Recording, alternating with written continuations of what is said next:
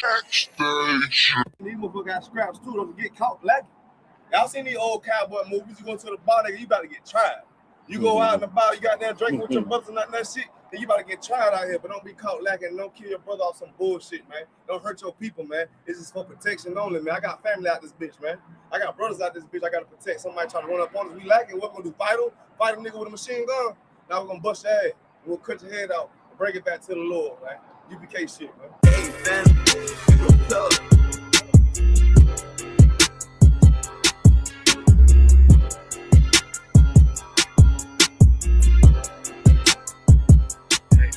Say I'm obnoxious. Say I got way too much confidence. Say it's a problem. All I do is try to pull a woman and say I'm a monster. But really, it ain't nothing. I'm just like my brothers. But shit, you know you look better with me, yeah.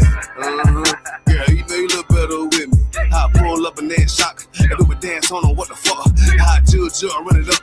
Come and flash your girl, boy, stop, bitch. Okay, you know you look better with me. I pull over lines. I'm a judo with a nigga pride. I'm just like a lion. Want my woman cook, clean, fuck, and shut the fuck up, yeah. I got bigger piles of worry about than you in adultery.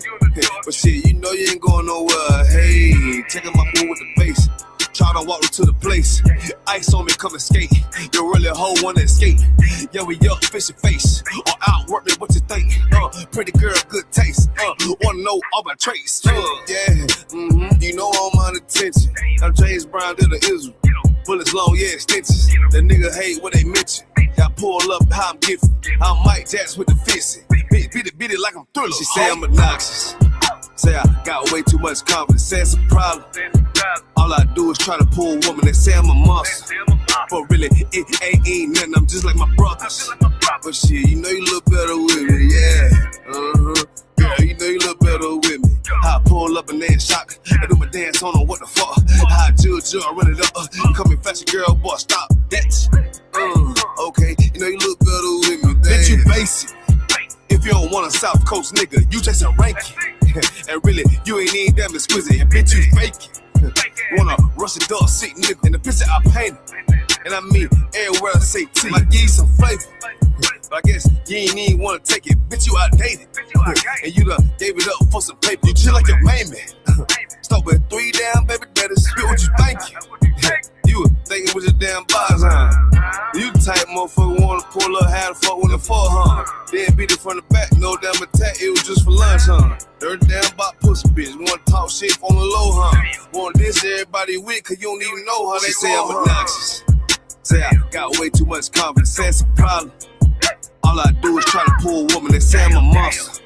But really, it ain't nothing, I'm just like my brothers. But shit, you know you look better with me, yeah.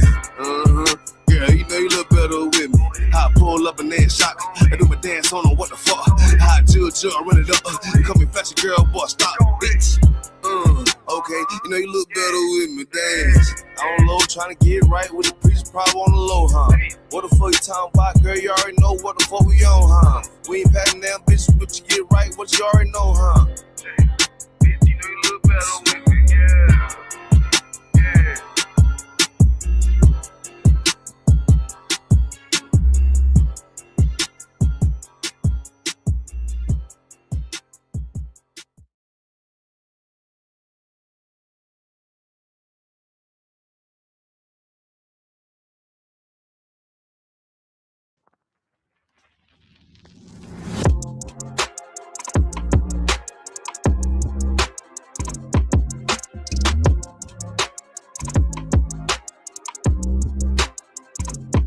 Okay, I walk up out the door.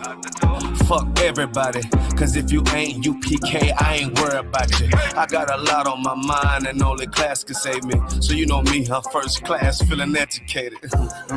Okay, I go by my mission. Then the shouted in the world's walk to me with intention. She said she know about the school. I like my music, she listen. She said she trying to come in, but her sense keep her distant. I told her Charlotte the water. Shalom, I see her. Trying to see if she on game, if that tongue looking decent. She said Shalom, yeah, how was Shema? Allah da, Bahashim, yeah, how was Shah? This shit got real on. She's caught between the fire. It's really in her mind. It's easy to be evil. Secrets inside of me. Don't let her see me wasted. Don't let her see me down. Don't let her see me vacant. Truly, I wanna do right. I bought this you for real. I should've known you was trying. That's a lock it off the real. I was caught in my mind, and if you know it, then come in. You got an addict and all. Don't be afraid to change your ways. Be afraid of your dying. I mean, you see how to attend. What sense keep it by? She said drinking, smoking. That's something she do all the time. Homegirls ain't really shit, but they the nearest ones by. One got too many niggas, and the other bitch by. I said, damn. Try separating. Get educated. She said I said try harder with an exclamation. You gotta fight temptation and have some patience. She said it's boring, I like clubbing and getting hella wasted. That's them demons that start up all of them legions in you. Once you throw that gay bitch gon' try to eat your pudding. Once you throw that whole bitch gon' try to bring some niggas, and you'll fall every time. Or am I assuming? I say I'm with you, shouting, or you with yourself? I can help you, baby, but can you help yourself? You say you know a little something, but do you believe or what? You know what sins all around, put that wisdom first. She said the water, I ought to be following you the realest. With my Bible and head wrap, modest the pig. I say no sweat, take my number down. And don't call me, I see you around. She's caught between the fire. It's really in her mind. It's easy to be evil. Secrets inside of me.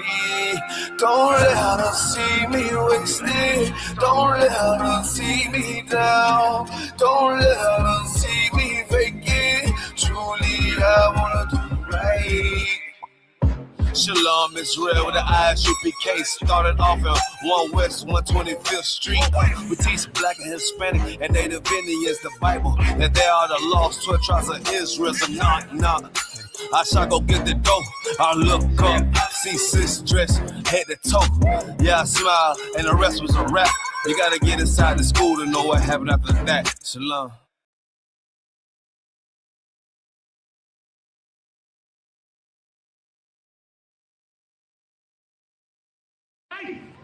And 200, what would it be like in real life?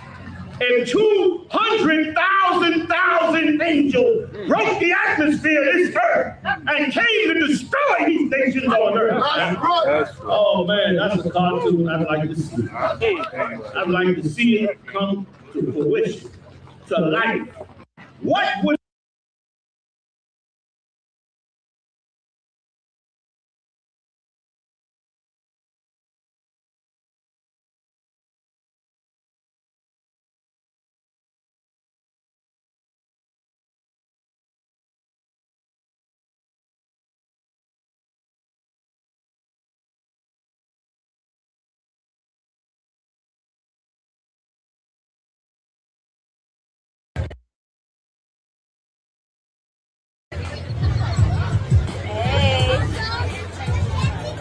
Hey, Passover.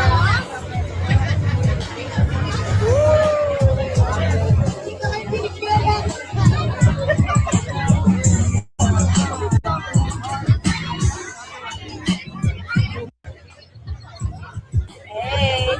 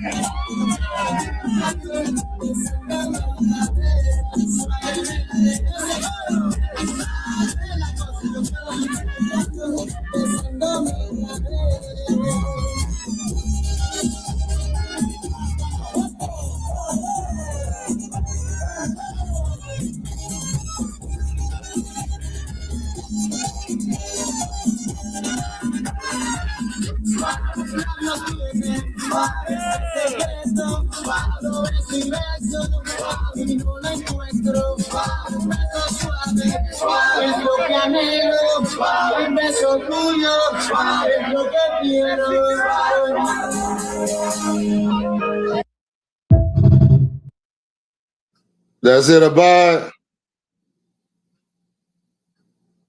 I don't know if you can hear me. Oh, yeah, you got some.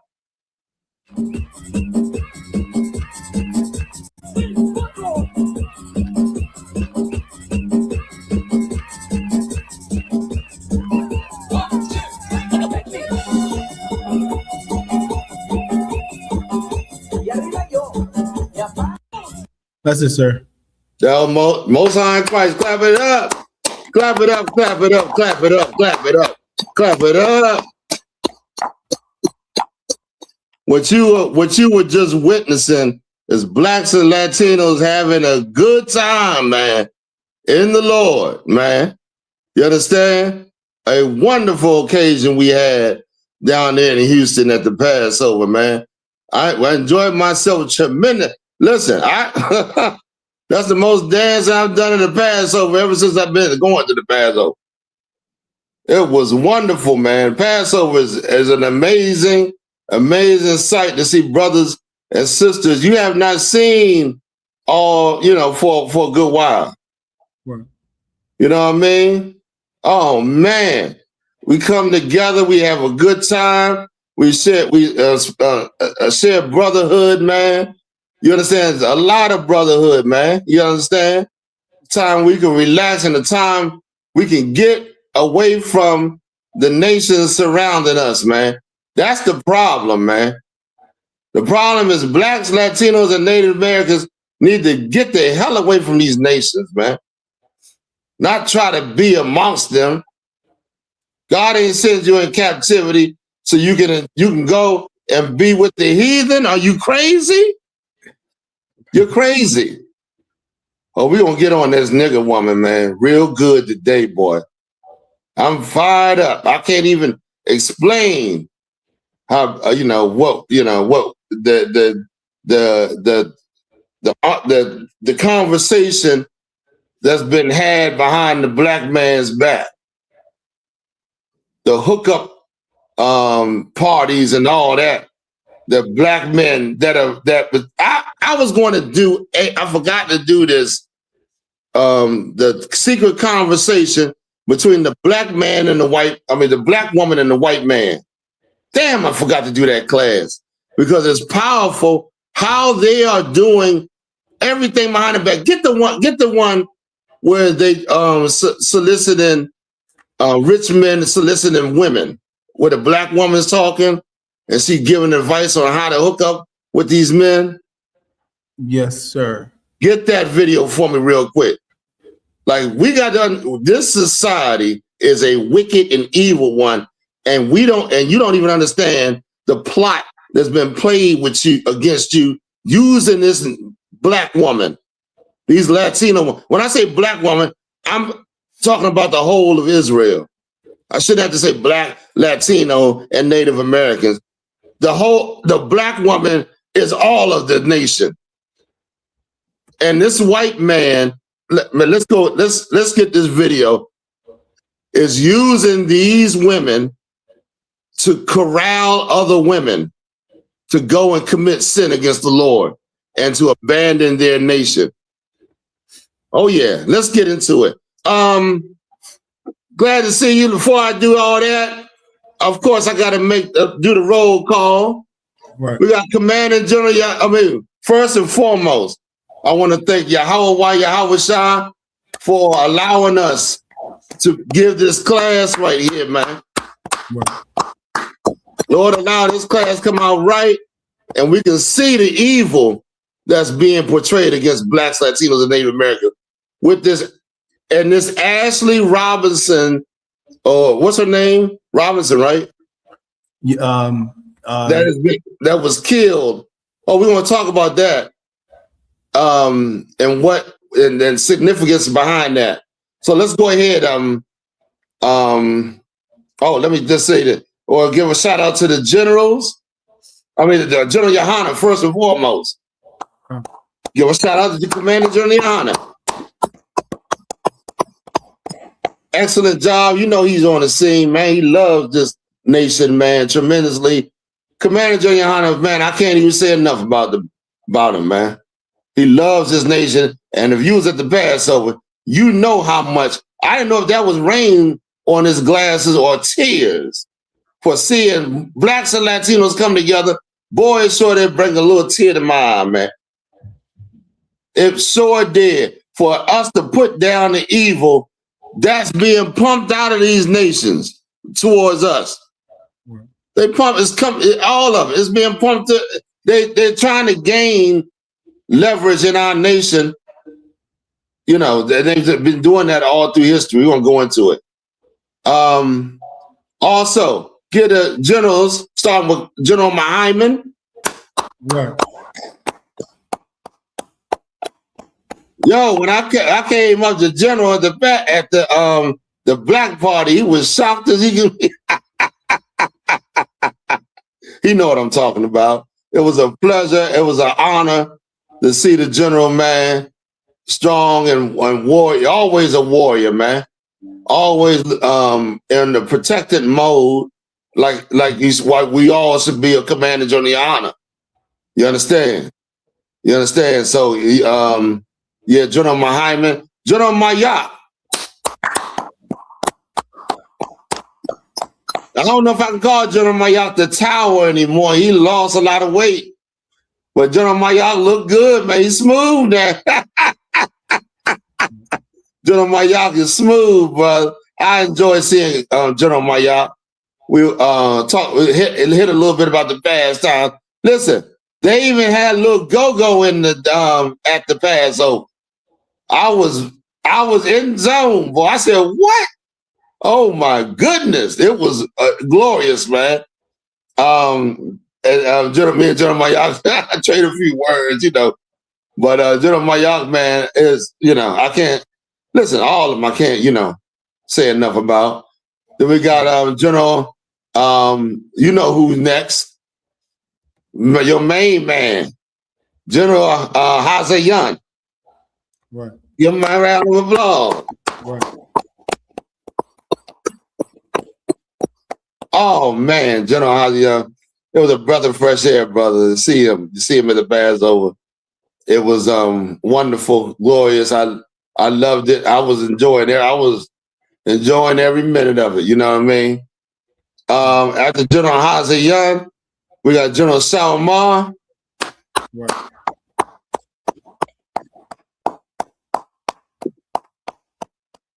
General Salman. General Salman is a heck of a general. Y'all see his posts he putting out.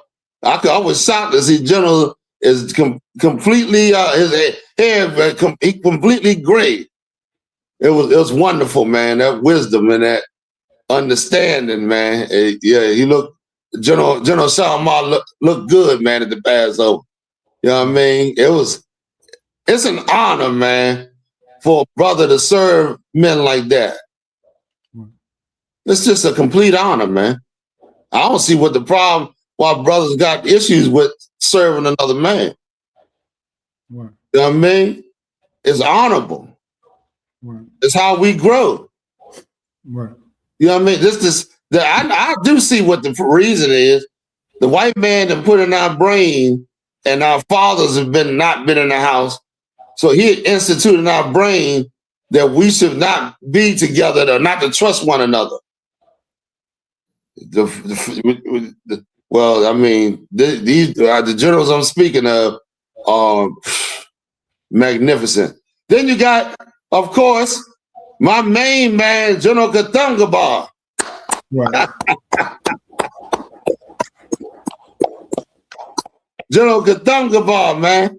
I was happy to see the general, and I know he was happy to see me. You know what I'm saying? As long as we just lived together, man, for quite a few years. Right. Then you got General Kabbalah Moth. Right. General Q, man. General Q, man. My main man. I love him. I love him, brother. I love you, brother. You know what I mean? We got some, you know what time it is.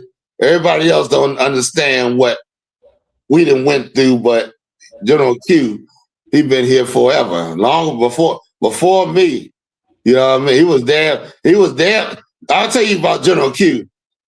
General Q, when General YAHANNA and General Muhammad, General Mayap all came down, General Q was one of the first men to come into the truth, come into the truth.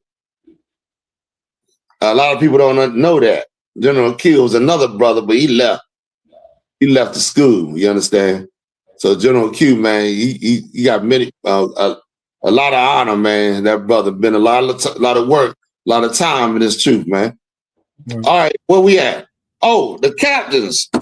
Oh my goodness, give them a round of applause. The captains do the diligence that they have in this school, man. Impeccable. The work they're doing, amazing. Brothers and sisters waking up left and right, man. They waking up and still, you can see them waking up to certain parts, but still ain't found their way into the UPK. I mean, they got a little knowledge, but they ain't got the complete outlook of things that's going on. That's what the saying says. A little knowledge can be hurtful if you ain't in the truth doing the complete work. Meaning you could, Jesus black, I'm over here with somebody else that says it, but they ain't in the truth. Right. The only school is the I.S.U.P.K, man. That's We've been saying that over and over and over again. All right, so the captains, Most High in Christ, hell of a job you're doing there in the work. You got the officers. Officers doing a hell of a job raising up the men. I see men being raised up every time I turn on the on Facebook or YouTube, Facebook mainly. I see a video of a brother that is coming to the truth. I see a video of a brother been raised up. One of the two. So I'm happy as I can be with that, man. All right, who else we got? The troopers. The troopers, man. I say have tunnel vision, keep your head on the swivel, but have tunnel vision. Nobody, what the people in the world say to you should bounce off you like water off a damn duck while you in the school. Don't take into somebody, Satan trying to lower you out of the school or something like that. You understand? Till you get strong enough, till you get some time in. You understand? That's important. Okay.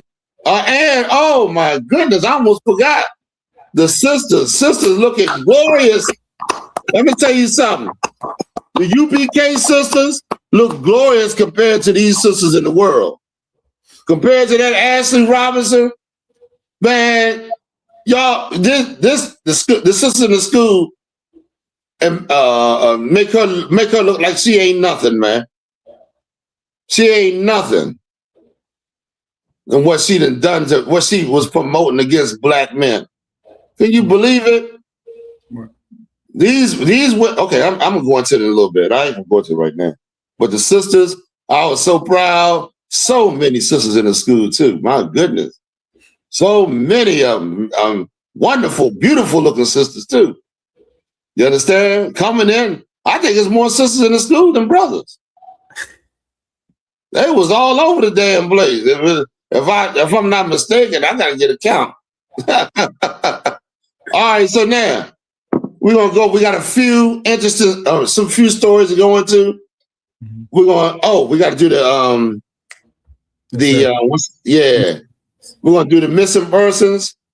Then we're gonna do what's the other one? Inventions, sir. Inventions. The stories. Then I'm getting the main topic. You understand? Go ahead. Let's do the missing person. Yes, sir. 5-year-old Rolette Williams, who has been missing from Houston, Texas since March 31st, 2026. Damn. She Houston from Houston? Yes, yes, sir. And she's 6? She's 5, sir. 5. 5 years old. Oh man, I hope, man, they can find this little sister right here, man. Damn, all the evil coming up against our people, man. Right. And then we got the nerve to be trying to be amongst these nations. Like your safety is amongst your people. Right. You understand? These nations got it out for you. Right. Go ahead. Oh, okay, so go ahead. Next one. Come. Eco DeV McDaniel missing in Los Angeles. Eco. E-I-K-O. E-I-K-O. That's how you. Okay, that sounds pretty much cool. That's right. Go ahead. She's 7 years old. She's missing from Los Angeles, California. LA, man. You know what I mean? Let's watch out for our little sister, man. Because nobody else will.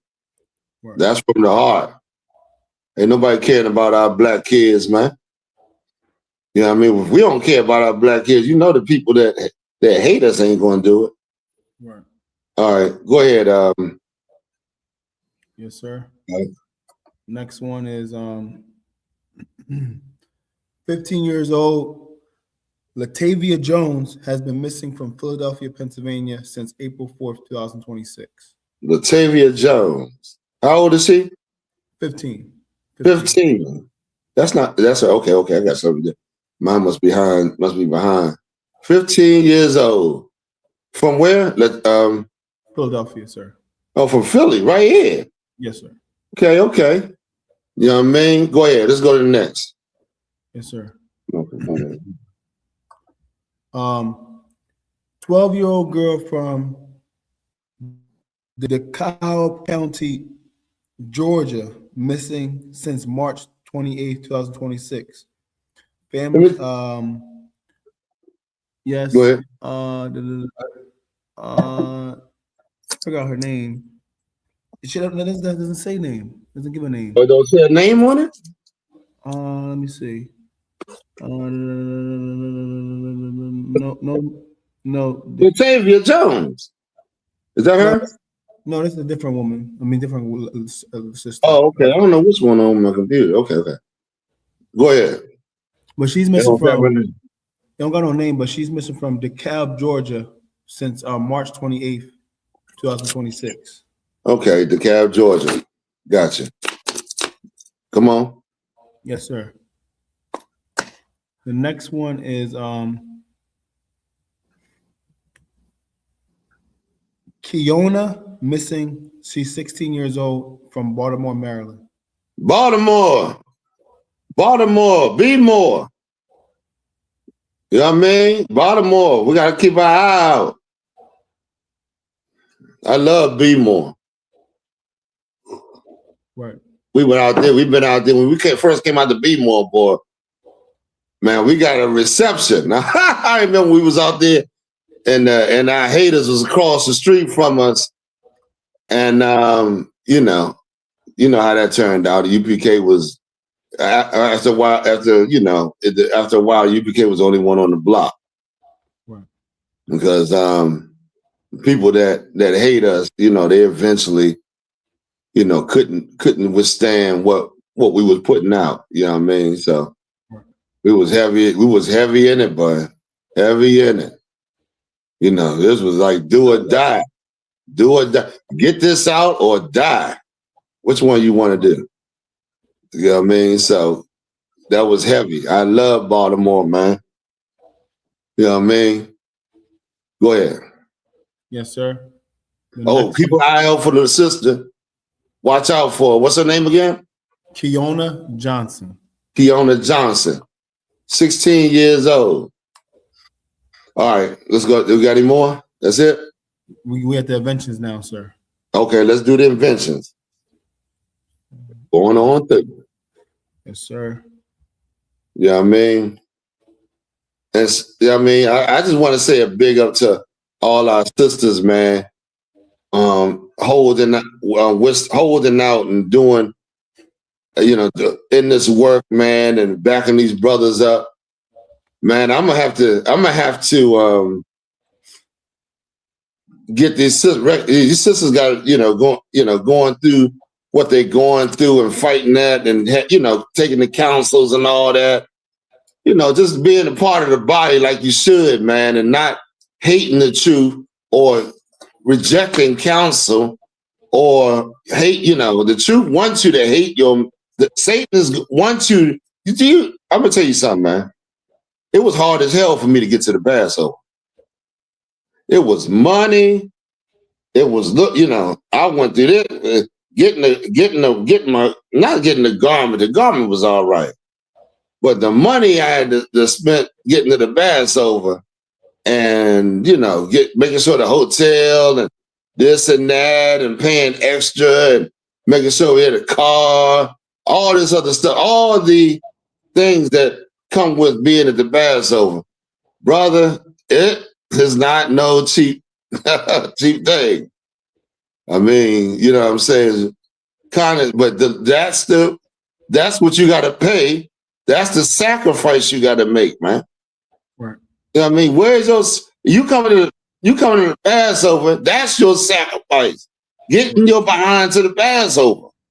Right. Getting that money, sacrificing that money to be around your brothers and sisters and being amongst them, man, and getting there's no feeling. You can't be at home and get the same feeling you get at the Passover. That's impossible.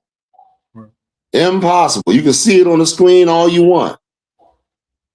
Because I know it was broadcast and all, But yeah, being there is a whole different thing. Shout out to the brothers and sisters, all y'all that did that sacrifice, man. It came to the Passover, man. It made it a hell of an event. All right, come on, let's go with it. Yes, sir. Who's up first? The brothers, sir. The Nicholas brothers. Oh, this is my boy. Well, let me tell you something. Oh, go ahead, play it. I'm going to say it after this. Y'all got to see this for yourself. What if I told you the most jaw-dropping dance sequence in Hollywood history was performed in a single take? And the two men who did it were filmed separately from White Stars so that Southern theaters could cut them out of the movie entirely. Their names are Fayard and Harold Nicholas. And if you don't know them, that's exactly the problem. Fayard Nicholas was born in Alabama in 1914. Harold was born in North Carolina in 1921. Their parents were musicians who led the orchestra at a black theater in Philadelphia. By the time Fayard was 10 years old, he had memorized the movements of every great African-American dancer alive. Nobody taught them their style. They invented it. They fused tap dancing, jazz, and classical ballet into something the world had never seen. They called it classical tap. Gravity-defying leaps, airborne splits onto staircases, rising from full splits without using their hands, flipping over rows of chorus girls, dancing on piano keys and leaping over performing musicians mid-routine. In 1932, Fayard was 18 and Harold was just 11 years old when they became the featured act at Harlem's Cotton Club, performing alongside Duke Ellington, Cab Calloway, and Ethel Waters. 11 years old, Hollywood came calling. Movie mogul Samuel Goldwyn saw them at the Cotton Club and signed them immediately. They appeared in more than 30 Hollywood musicals throughout the 1930s and 1940s. But here is where history gets brutal. According to historical records, racial restrictions at that time prohibited them from having speaking parts or scenes with white co-stars. Studios filmed their performances as standalone sequences, specifically so that Southern theaters, which refused to show black performers on screen alongside white stars, could cut their scenes entirely without disrupting the film. The Nicholas brothers would perform. The audience would go wild. Then the projector would move on to the White Stars, as if Fayard and Harold had never existed. Then came 1943, the film Stormy Weather, a routine called Jump and Jive with Cab Calloway and his orchestra. According to Wikipedia and confirmed by the Nicholas brothers themselves, the choreographer Nick Castle gave them one instruction: just do it. Don't rehearse it, just do it. What followed was filmed in a single take. They danced across a giant staircase set. They leaped over musicians. They executed full splits at the bottom of each stair, landing perfectly, then rose without touching the floor with their hands. The synchronization was impossible. The athleticism was inhuman. Fred Astaire, widely considered the greatest Hollywood dancer of his era, told the brothers directly that Jump and Jive was the greatest movie musical number he had ever seen. Ballet legend Mikhail Baryshnikov, one of the greatest classical dancers in world history, called them the most amazing dancers he had ever seen in his life.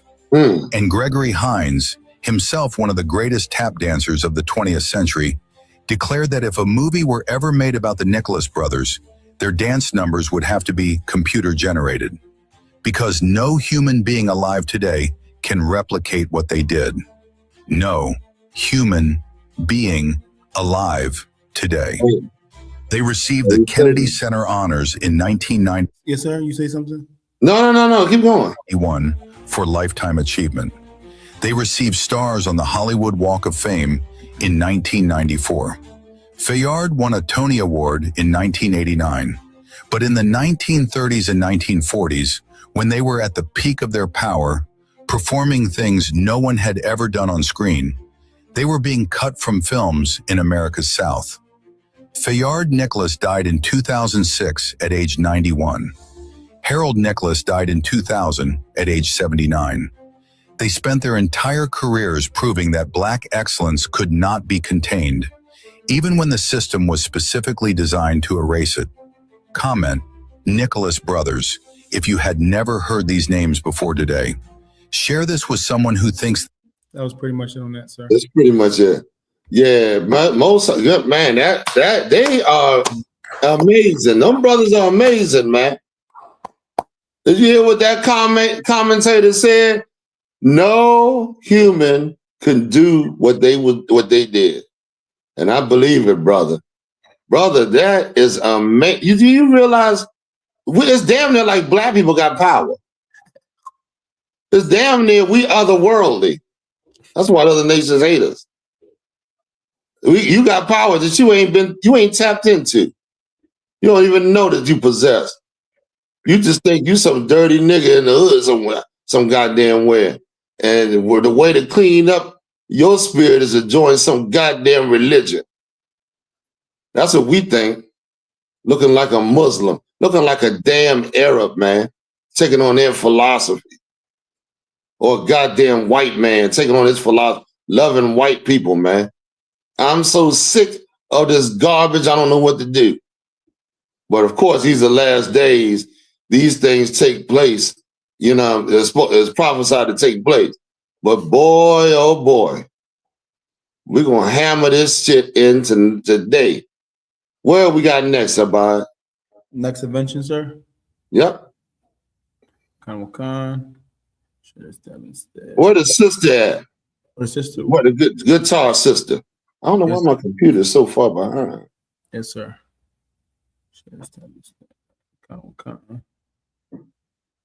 Yes, sir. There she go. Rosetta Thorpe, right?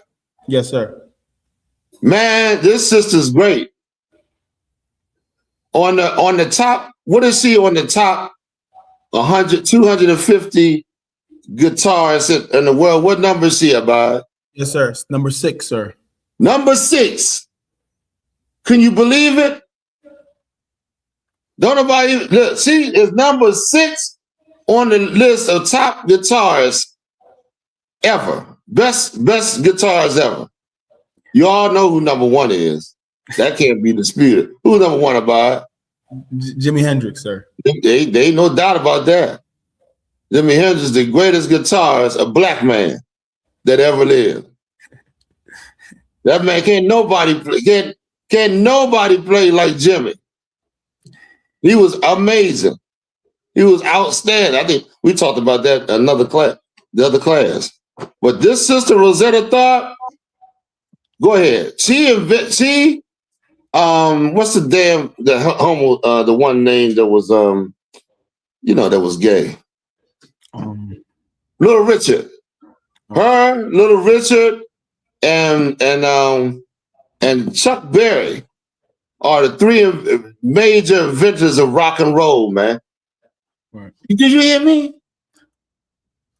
Black people invented rock and roll. Right. They don't understand. They said white people invented it. Hell no. Go ahead, play this. There's a video of what, something? Oh, no, it's just a little part on it. Read it for me. Yes, sir. Did you know Sister Rosetta Tharpe helped invent rock and roll before Elvis? Most people think rock and roll started with Elvis Presley, but the sound was already. Elvis was looking at the black people when they were doing rock and roll, brother. How in the hell did Elvis? That's like the white man talking about Christopher Columbus discovered America when it was already the natives living on the land. Right. Okay, go ahead. Is that it? Go ahead. Read some more. But the sound was already alive before him. Sister Rosetta Tharpe, a black woman, was playing electric guitar in the 1930s and 1940s, blending gospel, rhythm, and blues into something the world had never heard before. Her style, energy, and sound helped lay the foundation for what will later be called rock and roll. I wanted to get the video of her playing. This is the tore it up. One sister. I mean, she had, musicians with her at times, but she didn't need it. She know how to tear the place down. You know how to get you moving. Right. You know what I mean? Right. That's amazing when you can work the crowd like that. Right. You got something special there. You understand? This is an amazing sister. She should be talked about. We can't forget Black history, man. Right. Black and Latino. I gotta find me some more Latino people to put up here, man. You know what I mean? Go ahead. Go on. Next mention, sir. Next one. Go ahead. Smartphones, streaming, and Wi-Fi everywhere. Jesse Russell helped push wireless communication forward. Jesse Russell. Good night. Shaped the systems behind how mobile communication grew in America. A lot of the world runs on wireless now, and his name should be part of that story. That was a short one, sir. Then put the continent of Africa up there so you would think that you're an African. You ain't no goddamn African. Right. Oh, sick of black people in that garbage, man, that brainwashed garbage that they've been pushing. You know what I mean? Right. Go ahead. That's the same one? No, there's a different one, sir. Okay, so go ahead, play that one. So that go ahead. That brother, we skipped over the brother, didn't we? The one with the wireless. The one that invented the wireless connection. Yeah, we just did him, sir. Okay. Go ahead. Go to the next one. Wealthiest black entrepreneur was erased from history books despite funding the movement that ended slavery.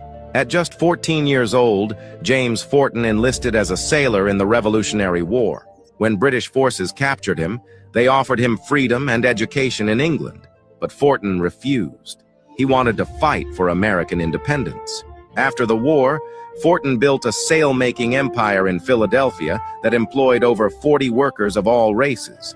He became incredibly wealthy, rivaling the founding fathers themselves. But here's what makes his story incredible. Forten used his massive fortune to secretly fund the abolitionist movement. He paid for anti-slavery newspapers, supported escaped slaves, and turned his own home into an underground railroad station.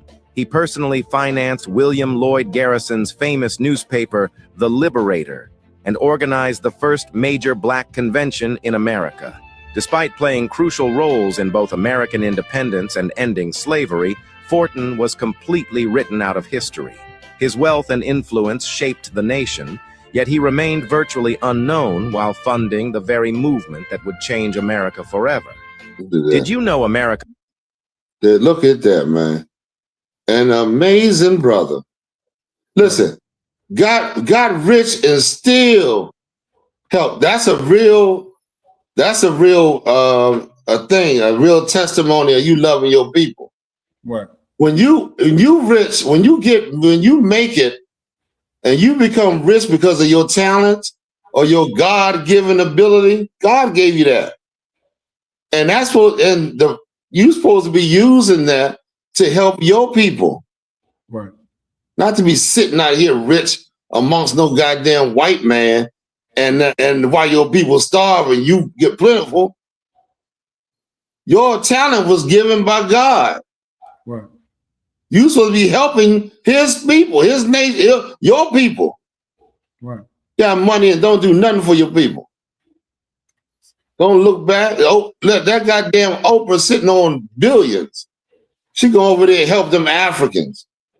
Build a school for African girls. I think she trafficking them girls or something. You understand? You got a bunch of our celebrities.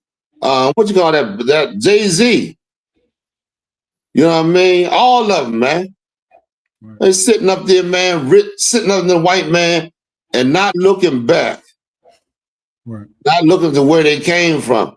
They forgot about the people struggling that, when they made it out, they don't look, don't help, don't give the help to nobody. You know what I mean? That's a pathetic, man.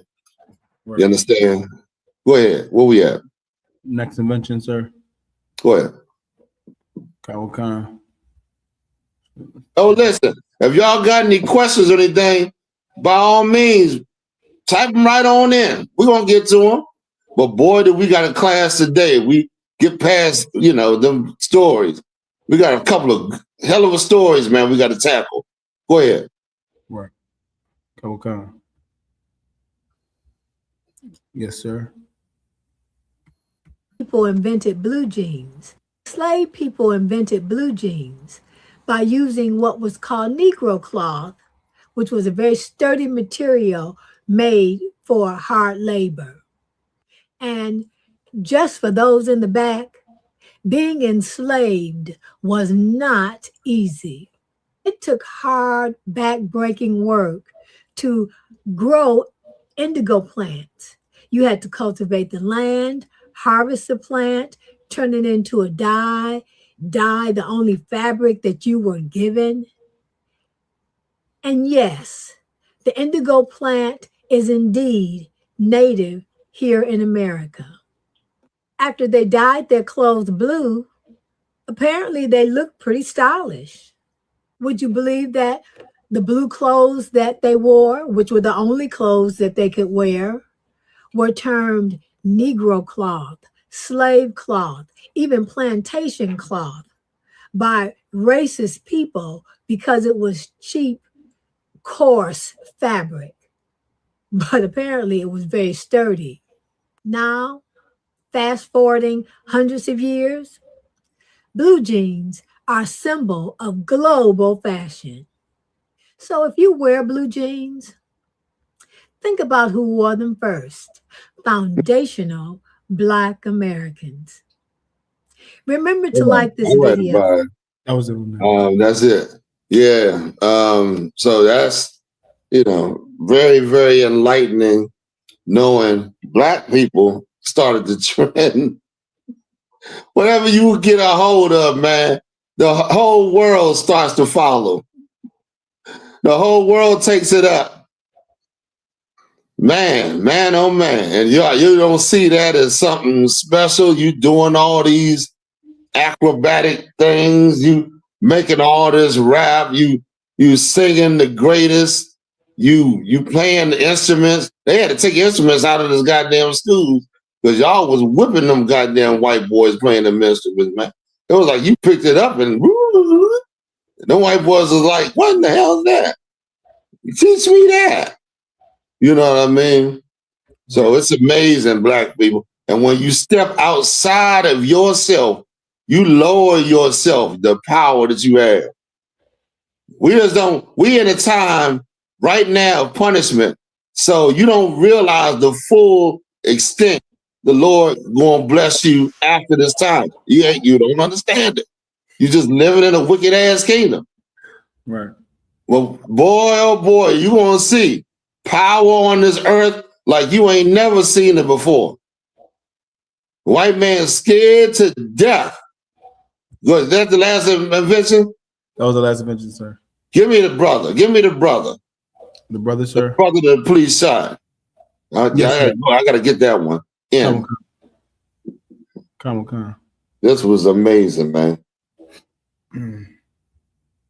Them goddamn pieces of pig. I can't. I'm trying to work on stop cussing. Because it was offensive to a few people coming in the truth. So I'm trying to work on it. But I'm not today. I can't give you. I can't promise you 100% that I'm going to be cuss free. Okay. Go ahead, Abad. Look at this right here. From the back. Oh, please. From the top, Abad. Yes, sir. After you was down from the back. Gee. Oh, that is the top. And they kept on shooting Look him at after you was down. Grief-stricken family members of 45-year-old Elias Real are now releasing new cell phone video to Eyewitness News.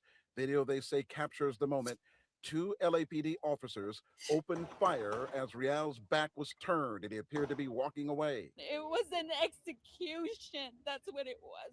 The officer-involved shooting unfolding just after 1 a.m. April 3rd near 111th Street and Van Buren Avenue in the Westmont area of South Los Angeles. They observed the suspect armed with a Look at the handgun, racist pieces of shit. commands, but he refused to comply, at which point an officer-involved shooting occurred. Attorneys for Real's family say cell phone video directly contradicts the LAPD's version of events. I wanted the one. Want justice for him. The way LAPD did him was wrong. The officer-involved shooting unfolding after In LAPD his back towards. He was walking away. of a victim struck by gunfire near a gas station on Vermont Avenue and 115th Street. The shooter described as a 45-year-old man wearing a black sweater and black pants. While canvassing the area, police spotting Elias, who they say fit the description of the suspected shooter. Police claim he was walking along the sidewalk holding a handgun pointed to his head, and that when he turned toward them, officers opened fire. I am the fiance of Elias. The fiance says she was on the phone with him the entire time leading up to the deadly encounter with law enforcement. Damn. She says, if anything, law enforcement misconstrued the phone that was at his ear as a weapon. All he told me was, I just want you to know whatever happens, I love you. Okay? I love you. But they're gonna kill me. And I heard the officers in the background saying, don't reach for that weapon. Don't reach for that weapon. They always say that before they shoot. I heard 5 to 6 shots, and I heard him grunting every shot that he got. They shot him from the back, and they kept on shooting him after he was down. Grief-stricken family They kept shooting when he was down. Elias Real are now releasing new cell phone video to Eyewitness News. Video they say captures the moment 2 LAPD officers opened fire as Real's back was turned and he appeared to be walking away. It was an execution. That the same thing, yeah? That was it, Is sir. it playing over? Yeah, it started playing again, sir. That was it. All right, you got to stop it at the end. Where's the one where I sent you, where that sister was like, oh shit, she was watching it from the window or something? That's the one in Spanish, though, sir. I don't know if you still want that one. Put it up. Yeah, because we got Spanish-speaking people in here. Oh, yes, sir. But no, I think she said her daughter was there. No, okay, don't worry about that. Don't worry about it. In other words, it's one where her little daughter, she should not be seeing that crap, man. She was at the window. That sister should have told her daughter to get out the window. But her daughter was right there. I can tell. Play the other one. I can see. Yes, sir. Her daughter was right there, and she saw this man get killed, man. This man get shot. They were shooting him while he was on the ground. That shit is ridiculous, man. This goddamn piece of garbage that you call your oppressor, you gonna love this bastard? Like, we got some sick people amongst us, man. Sick slaves. Can't get their heads straight. Sick slaves, man. Stuck up in that goddamn Christianity, sitting in the white man's goddamn face, begging for something while our people die. You a disgrace, man. Don't even want to be around people like that, man. You sucking up to this devil. Stay the hell away from me, man. And the Lord hates you for trying to be amongst these other nations and forsaking your people. Go ahead, Abad. Yes, sir. Real quick, come on. Escuchen en este video captado por un celular. Oh my God, they're shooting him. Cuando agentes de la policía de Los Ángeles abaten a tiros a Elías Real Hernández en una calle del sur de Los Ángeles. La policía esposó a Elías tras caer en el asfalto y luego trataron de resucitarlo, pero murió en la escena. Las autoridades dijeron que el hombre era sospechoso de un tiroteo ocurrido en una gasolinera y donde habría herido a una supuesta víctima. Y reportaron que los agentes lo encontraron caminando en la calle, apuntándose a la cabeza con una pistola. ¿Por qué lo mataron en la espalda? ¿Por qué lo siguieron balaceando cuando ya estaban muertos? ¿Por qué? Pero hoy su familia hizo una denuncia pública, puso en duda la declaración del departamento de policía. Su prometida confirmó que ella hablaba por teléfono con él en el momento del trágico desenlace. Eso no era arma, era... That's pretty much what we wanted to get. Yes, sir. You know what I mean? Wow, that's just insane, man. It breaks my goddamn heart every time I see this crap. Right. It makes me not love my oppressor, but hate this bastard, man. Because he's displaying hate towards me. Right. That's my goddamn family, my brother. Could be me. Right. You know what I mean? I'm supposed to love this man while he killing us. Right. Some people got sick minds, man. Right. All right, go ahead. What's the next one? No, let's get the scriptures on this. Yes, sir. The one where go ahead. Yes, sir. Lamentations 4:17, sir. Yeah, read that for me. Yes, sir. The Bible got in there, man, that this beast of an animal was going to track you down. He got cameras all over the place. He got all things in these cars to know where you are at any time. He got all kinds of things hooked up in your house.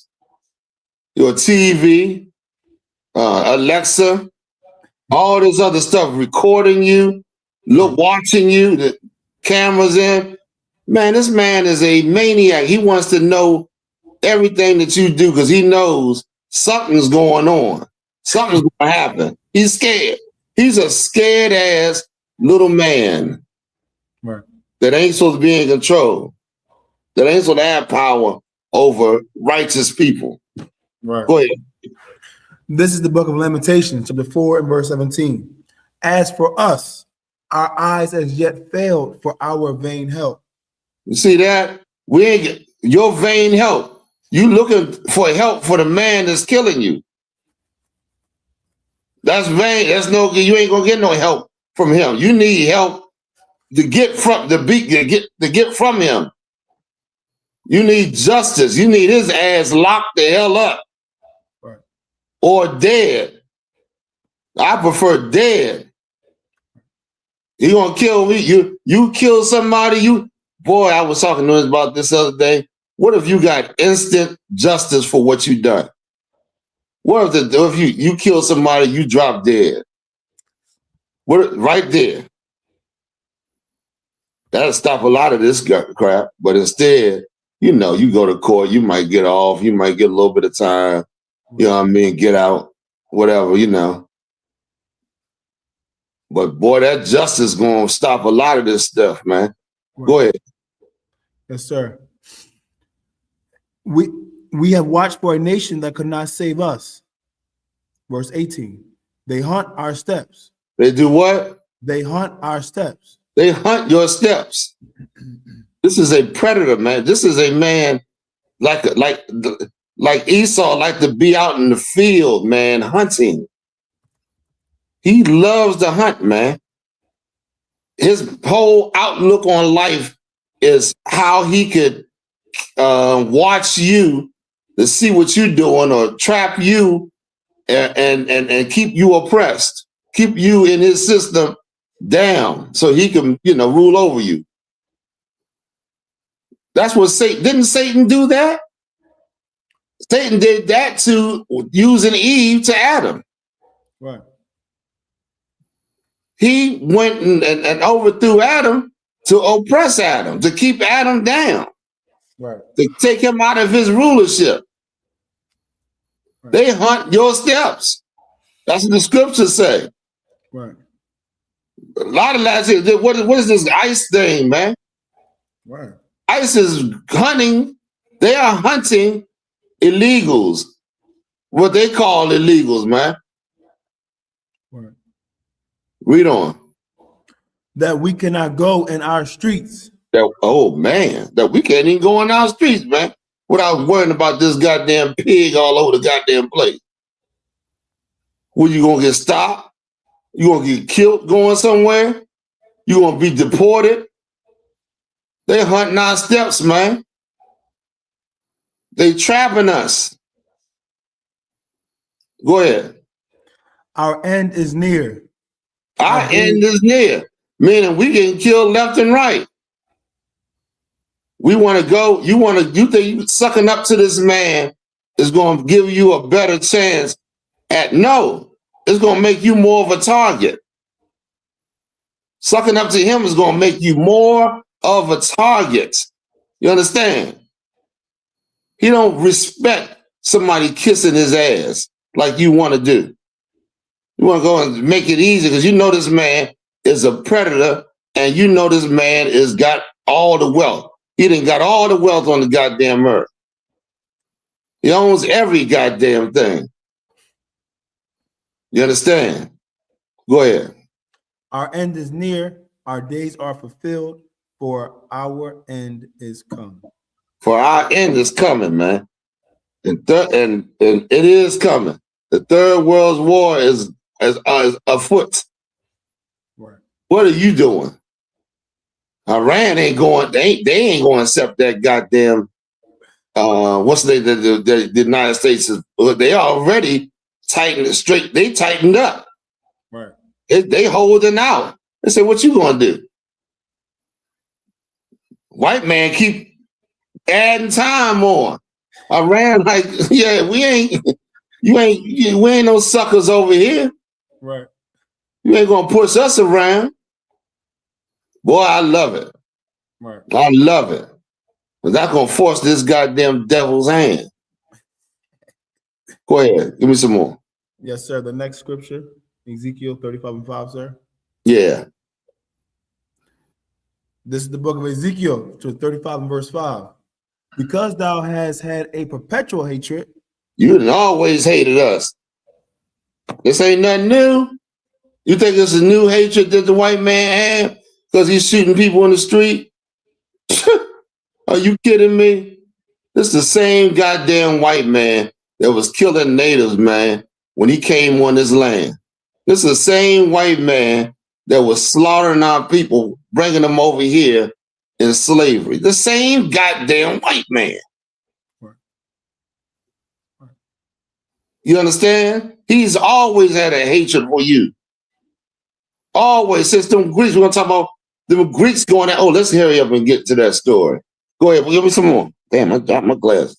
And has shed the blood of the children of Israel. And did what? And shed the blood of the children of Israel. There it is. We just showed it to you. I can't believe he shot the brother down in cold blood. That's cold. You watch cold blood murder, man. Right there. That brother was no threat to them damn devils. They always say he had a gun to his head, a cell phone. That's the excuse. And then they always yell, put it down, put it down. They yelling that. So they will warn, they're acting like they're warning people that danger is here, that there's some danger when there was no danger. Right. And then shot the brother cold-blooded, man. You understand? Right. Come on. This is insane, boy. I can't believe this shit. Right. Boy, these devils got a lot to pay. Go ahead, give me some more. By the force of the sword in the time of their calamity. In the time of their calamity. In the time. He took advantage when we was going through shit. That's what it means. Time when you was in the time of your distress, here he come. He coming to try to, benefit off of it. That's it on that, Abide. What we got? What we got next? Yes, anybody got anything they want to add on or say about this? Anybody responding about it? We had a response about the invention, sir. Salaki, sir. Yeah, go ahead. I saw something where a black brother created the refrigerator. Yeah, the brother created the refrigerator. We did that a couple of weeks ago, didn't we, Abide? I think so, sir. Yeah, the cooling. What's the name? It was a sister that created the air conditioner and all that. There was a brother that created the refrigerator, or how to keep things refrigerated while you moving, like in them trucks. A brother did that. Right. A brother did that. I mean, we just damn near created every goddamn thing. Shit. What am I faking? I'm just putting it up there so we can recognize all the things that have been withheld from us as far as, inventing things and all that. Or the knowledge that you ain't gonna teach you this in school. Go ahead, Abad. Okay. Next story, sir. Next story. Okay. Black Journal, sir. Black Journal. What is that? Older sister. Go ahead. The black man, because everything that we've ever done, there's no part of this country that you can say, if you touch that a black man didn't bring it in here. Everything that they built, they've never been able to share with it. I don't even want to hear that. What society have done just took our black men and destroyed their manhood. That's what they've done. This is Black Journal, the first nationally televised public affairs program ever made for, about, and by Black Americans. It debuted in 1968 on national educational television, and for nearly a decade, it gave Black voices a platform that mainstream media refused to. This episode focused entirely on the Black woman. The woman speaking is Martha Davis, community activist and executive director of the United Harlem Drug Fighters, who in 1970 led a 25-day occupation of Harlem Hospital and forced the creation of a drug rehabilitation unit for Black youth. Here she's speaking on what systemic racism had done to the Black man and what that burden meant for the Black woman who stood beside him. Two things a woman, I believe, being a Black woman and a very proud Black woman, can do for a man, make him or break him. And then you take into consideration how the Black man has been berated by the white man. His woman, adequately couldn't have the luxuries of another woman born the same just like her. This man has to, Black men have stood by for a very, very long time and been humiliated by the system. He can't get the job that this fella can get. You must understand that his wife might have to go on welfare. He has to stay in humility of that. He has to watch the plumber duck if the welfare worker come in there. You understand me? He has always been made to feel he's below the next man. So you must come, take into consideration. Now Black men are learning, that they're part. They're beginning to feel like a man. They're getting their dignity and their pride back. So he needs a woman to keep on pushing it. Vice versa, everything that they built, they've never been able to share with it. That is a whole different mindset from what's going on right now. That black woman right there, she is a trooper. She is a awesome sister. To have that type of spirit, to see her man and then go down and struggle with him. Right. Let me tell you something, man. Where's the one in Ezekiel 39? I think it's 39 and 23. Yes, sir. Hold on, let me see that. Let me see if that's the one. Ezekiel 39 and 23, I think. Fill that up. Yes, sir. Yeah, that's it. Okay. To know that, and listen, but our people didn't have the understanding of what was causing the things that we were going through was real well orchestrated by our oppressor. He knew beforehand that if you keep these blacks and Latinos in sin, and you can keep them, but in captivity, you can rule over them. Isn't that what the scriptures say?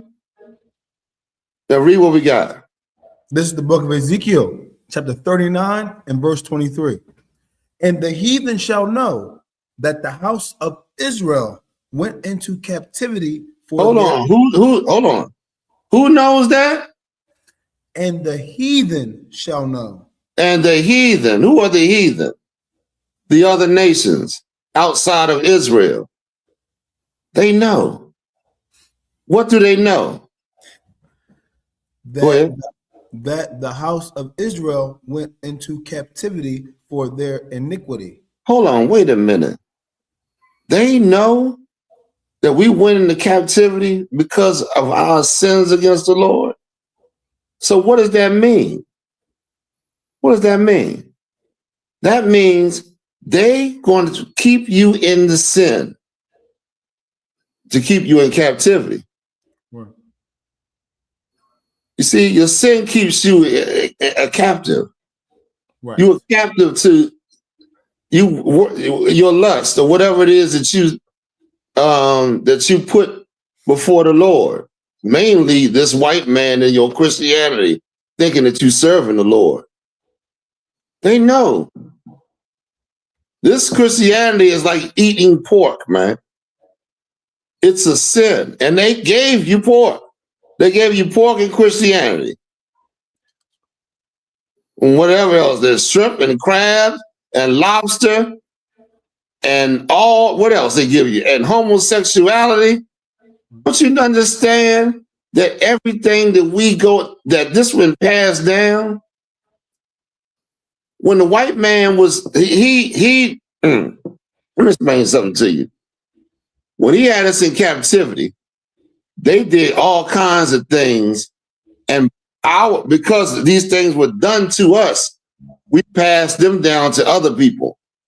Right. You understand that? Your mindset, has been altered, and in your low state, you pass it down. I'll give you an example. You got women. Now, this is a mighty evil thing that happened to us, but instead of fighting it, we lived it. Some women loved it. You think all black women hated being what they was going, a white man having sex with them? After a while, your mind start to trigger, start to alter, and then you start to accept it. Some women loved it. Some women taught other women, hey man, you're gonna live better. You're gonna live a good life if he have sex with you. Some women was going back and forth and giggling in the white. You don't think that happened? You think every black woman that goddamn got raped with the white man hated him? No, that doesn't happen. That didn't happen. And see, once that happened to that woman, the ones that didn't. Now there was someone that hated them for that, man. There was someone, a I would like to say the majority of our women hated them, but after a while, that woman started to become a part of you, whether you like it or not. And then she, because of her, the segment of women that liked it, passed it down to their kids. Hey, you get a better life, you live better, you ain't got to go through this and that. You don't think that happened? Of course it did. And we living with it right now. You got that same demon. Them demons coming, they looking for houses to dwell in. Right. And how do they do it? How do those women do it? They become the mouthpiece for the white man. Right. You start talking and how can I say it? That's how they get into your nation, using your woman to overthrow the black man and the Latino man. They use your woman to do that. She corrals other women. Hey, you live better. Dating a white man is good. He got money. You live better. Where's that come? What is that? What is that? What is that talking? What is she? Why is she sitting there promoting the white man to other black women? Y'all give me the answer in the class. I'm not going to talk the whole while. Go ahead, Abad. Where we at? Oh, can you continue reading, sir? Continue reading. Yes, sir. Y'all can think of the answer while you're reading and let me know. Go ahead. For it shall know that the house of Israel went into captivity for their iniquity, because they trespassed against me. Because what? They trespassed against me. Read on. Therefore hid I my face from them and gave them into the hand of their enemies. Of their what? Enemies. This is our enemy. The Lord said that. And so they fell. What does it say? So they all by the sword. So they what? So fell they all by the sword. So fell they all by the sword. They got killed because of their sin. Because of it, and this man understands it, and so do the rest of the nations. They know. You the only one don't know who you are. Right. Walking around in a state of confusion when you got the Bible. The Bible is the most duplicated. You have no excuse for what you're doing. Because I'm gonna tell you, this Bible is the #1 book on the face of the earth. Right. It's been reproduced more than any book is every goddamn where. So what you gonna say? Hey, I didn't know. That's gonna look stupid because the Bible's every damn where. Right. You understand? All you got the Lord gonna be like, I preserved my word, and I even had it translated so you can read it and understand it, and I gave it to you in them last days. Right. But you didn't adhere to me. You adhered to what do you call them? Coffers, coffers or whatever. Scoffers. People that hated God and convinced you God was not true. Right. And convinced you against his word. King James was a homosexual and he wrote the Bible. You know what I mean? You know how King James wrote the Bible. He must have been a very highly intelligent man to write all this. King James wrote the Bible. Oh, they mad. You are mad, man. You just think of anything. You know why? Because you don't want to do what the Bible says. So you got to look for a reason to discredit it. The Bible is absolutely true, and you're going to find that out. A lot of us found it out or are finding it out. You understand? Go ahead. Is that it on that? Did you want the next Let's go back to where we was at the store, at the where we left. They with me now, because I lose track quick. Yes, sir. Go ahead. We got any people on the line saying anything? No responses to your question, sir. No responses. All right. Keep on reading where we're left off. Left off it. We still had a little bit more on the Black Journal if you want to. Come on. Yes, sir. I don't even want to hear that. You know, what society have done just took our black men and destroyed their manhood. That's what they've done, aid and abetted. We understand that what the brothers are going through now, as you say, the cultural national. But mightn't it all be very revolutionary, and you might be the better woman for understanding that they, at this point, they need you to walk a few feet behind and get their manhood together. So if it takes that, then I'm going to do whatever the brothers need now. I mean, I've been doing a lot of research on slavery and talk about wiping out and ripping off a people. They did it to the black man. They This is the That's enough about that's it. Yes, sir. What was I gonna play with this? I got something lined up with this, right? Yes, sir. Hey, sir. So they said they preventing the black man from being the man by taking away his economics, right? That they control. The white man's in control of the earth right now. Said the Lord said the earth was given into the hand of the wicked. He's the wicked that got the earth. Right. When you went to Christ, well, I mean, when Satan went to Christ, what did he say? I'll give you all the things because they're in my hand. They're in my possession. I'm paraphrasing. Right. Meaning Satan has the control of the earth right now. So what the hell are you doing sitting in Satan's churches? Because the earth, if Satan's, this is Satan's kingdom.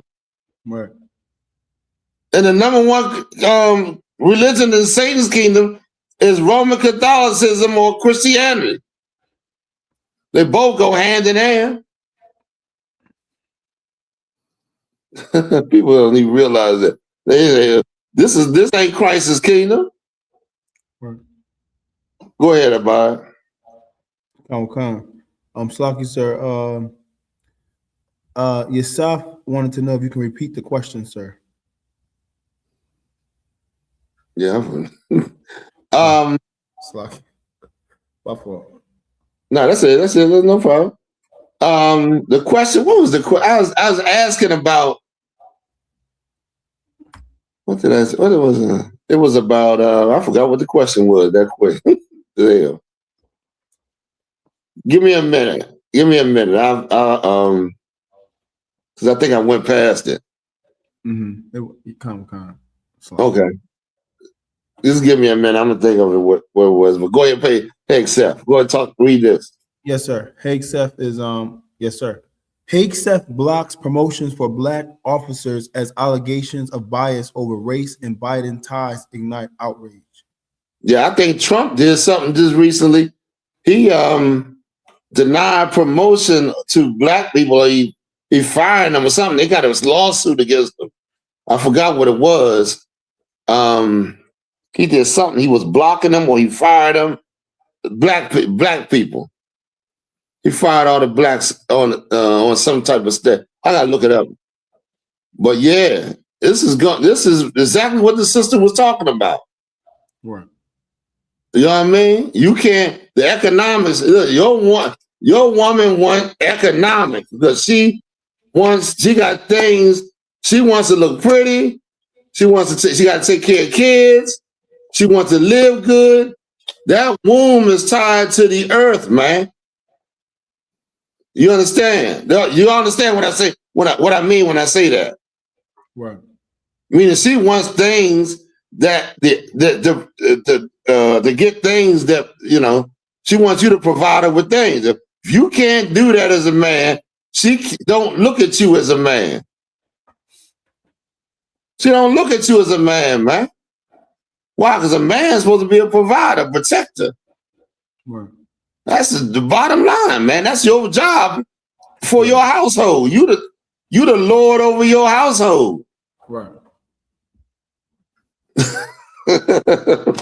That's why Paul said, yeah, y'all see what Paul said, man, I prefer you ain't had no woman. Oh, right. Remember Paul when he said that? Come. Because, man, you got to move in a certain way You can't do that with a woman. You can't move like you want. That's why he said in the last days, you better act like you ain't got no goddamn woman and move like you're supposed to move. Right. You know what I'm saying? You got it because you got an obligation to that woman. That's why. That's all. That's why you can't move like you want. You understand? Go ahead. Give me some more. Let's go to the next one. Next one. Let's get this. So we can get to the main topic after this. Go ahead. Yes. TLC. I just had to delete somebody's comment because I don't feel like arguing, but I just deleted the comment because it was stupid to me. Like, I'm really tired. This one with the jeans? Oh, this with the jeans. To fathom. Say again, sir. No, is this the girl the one that said? Okay, go ahead, play her. That's the one. That women dressing in men's clothing would be gay coded no matter what time it happened in, because it's dressing outside of a binary. Therefore, it is queer within itself. The woman doesn't have to be gay in order for her dressing in men's clothing to be queer coded, because historically women who dress in men's clothing are gay. Somebody in my comments said that TLC never said anything about the LGBTQ. They wore condoms on their eyes. They promoted safe sex. Do you know who was getting AIDS the most in the early 90s when Ooh on the TLC tip came out? Gay people. Them at that time being advocates for safe sex was also them being advocates for the LGBTQ. That's just how that ended up working out. Even if they decided personally that they, didn't align with those morals when they initially came out, that is how that was set up. I don't know why this is so hard for y'all to understand that gay coded doesn't mean gay. And it just shows how many of y'all are homophobic. And then it makes me question, were you eating coochie in the 90s and now you feel guilty about it? You like, I was wearing baggy pants back then. I don't want anybody to think I'm gay. What is wrong with y'all? And I also don't understand why y'all keep saying that was just a style. That was just a style. It was still copying what queer black women were wearing. Like, I don't know if y'all missed that. Black gay women were always wearing men's clothes. 60s, 70s, 80s. Prior to that. So it's very annoying that y'all act like just because it was the 90s, that takes the gayness out of dressing outside of a binary. Doesn't make them actually gay. That's why I said it's gay coded. Y'all don't have to be so homophobic. Y'all don't have to be like homophobic to the point of making yourself look and sound dumb while trying to make me sound ridiculous. The gaslighting on this Good Monday morning, my God, on today. That was it on that, sir. That's it on that. Good. That was added on to the clothing. The sister said the slaves made the clothes. Let me tell you something, man. Give me a woman should not wear that which pertaining to a man. This sister right on point. Y'all our people hate the truth because they want to live outside the truth. You ain't that. Them women weren't supposed to be dressed like that, man. Put a nice dress on, or put something on. A fit. Oh, we're gonna get into it in a minute. A pair of pants designed for a woman. I wear men's stuff. What you want to wear men's stuff? Right. Stuff for. You want to look like a man, then all of a sudden here come after looking like a man, guess what else comes? Sleeping with one of your own, or another woman. Because somebody else gonna want to look like a man, then they gonna want to act like a man. You think you the only one doing it. That's why you want to say, oh, it's okay. But other people don't think like you. Once you start past them train tracks, man, and start doing this, now you done brought in something else. Now other people want to copy it and then take it to another level. Go ahead, Abad. Yes, sir. This is the book of Deuteronomy, chapter 22 and verse 5. The woman shall not wear that which pertaineth unto a man. Read it again. The woman shall not wear that which pertaineth unto a man. The Lord got clear lines between a man and a woman. Clear lines. You ain't supposed to go over them lines. You go over the lines, guess what you do? That's a sin. Right. So stay clear of the line, man. Right. A lot of them people, a lot of them sisters, man, and the sister that used to wear the left eye, she done passed, man, I don't, but Yeah, you don't want to be in that, you know, in that lifestyle, man. Right. You don't even want to appear. Be a woman. Right. Be a woman, man. Be soft. Right. Be somebody. Be something that a man gonna want to be like. Even if he ain't, you know, a man see you and you somebody trying to deal with you wrong, he step up because listen, he naturally wants to protect that feminine thing that's inside you. Right. Y'all, you know what I'm talking about? Like that masculine thing. Don't a man want to protect that? I don't even. She masculine and trying to be out all outside the box. Let her be. They just think let her be. Whatever she do, whatever. But you see somebody, woman is feminine, and she somebody, you know, trying to wrong her or something. Don't blame man. Leave that woman alone. That woman ain't messing with you. You gonna want to say something. You gonna step up. That's because you gonna want to protect. You gonna want that thing, that same type of protection for your woman, because she's feminine too. So you see that in somebody else. You don't see that in no masculine ass woman trying to look like she a man. No telling what the hell, what else. You know, all kind of weird type of crap going on with this. Our people going crazy, man, and they think that that's right, except that's as if it's right when the Lord said, "Don't wear that which pertains to a man." Read on. Yes, sir. Neither shall a man put on a woman's garment. Neither shall a man put on a woman's garment. That old Tyler Perry, look, he right on the top of the movie industry, pushing that homosexual lifestyle down on everybody. Satan using him to entrap all kinds of things. I heard all kinds of things going on with that old gump. Go ahead. For all that do so. For all that do. What? So are abomination unto the Lord thy God. You're an abomination to the Most High. You're an abomination, man. Now, abominations are rid. I mean, the Lord rejects you and your lifestyle. You and your lifestyle. Meaning he does hate that type of, if he's talking about the way you dress, imagine talking about homosexuals. Right. He don't even want you dressing like that, let alone be a homosexual. Right. Go ahead. That's it? All right, go to the next one. Next store. Okay. How many more we got left? We got Chile, sir. Before we got Chile and how to sell to the Negro, and then it's the topic. Okay. Where's Chile? You got Chile right here? Yes, sir. All right, go ahead.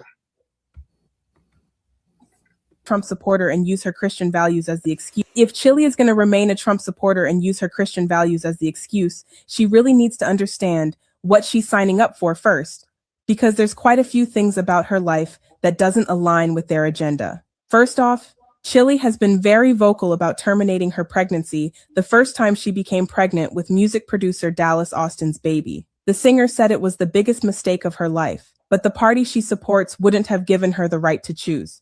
But that's not all. You see, Chile has been in an interracial relationship with actor Matthew Lawrence since 2022. Ironically, interracial marriages weren't protected under the Constitution until the 1967 Supreme Court case, Loving v. Virginia. And following Roe v. Wade being overturned in 2022, many believes that opens the door for Loving v. Virginia to be overturned too, which would put her relationship in jeopardy. But that's not it, you see. Chile may have been linked to many celebrity men like Usher, Nick Cannon, Marlon Wayans, TJ Holmes, and even Tyrese, but she has never been married, which is another red flag for conservatives. If Chile is going to remain a Trump supporter and use her Christian values. That's it on that. Man, oh man. We got something to talk about right here. Here's an interracial relationship. I mean, it's all over the damn place. I saw that damn tennis player. That what's her name? Serena. She looked crazy now. That demon on her. Look, she look crazy. Did y'all see that picture of her? A recent picture of her? She looked like she half white. She don't even look like herself, man. That goes to show you, man, when you go up in there, man, you going up into a white promoted society. You going into something that, you know, something that they force you to become. They want you to become like that, like a where they can use you. This girl Chili, anybody got any responses on this one? This girl Chili, man, she been dressing like a homosexual. Now look at her. Everything against the Lord. Dressing like a homo. Don't tell them she gay. I don't know what the hell they was doing. But now she with a white dude. And supporting Trump. Supporting Trump. Do you believe that? An evil ass woman, boy. Right. A woman that's just evil against the Lord. Go ahead. Give me some more, Bob. Yes, sir. Next one is quick, because this dang energy thing. Meet I put it on screen. Yes, sir. Meet Rosada Chile. That's that Chili. That's her and her little white boyfriend. Yes, sir. I bet you I bet you she you know, worshiping these white people, they know you love them and they putting things in your head. It's like a lie. You got a live demon that's convincing you of things that you would not normally do if you was with them people. I mean, with your people. Right. You doing things because of them. They enticing you. They seducing you. Right. You understand? Go ahead. Next story, sir. Here is what sales psychologists have to say about selling to the Negro. The secret of selling to the Negro is expressed in one word. That word is recognition. Now, there's nothing unusual about that.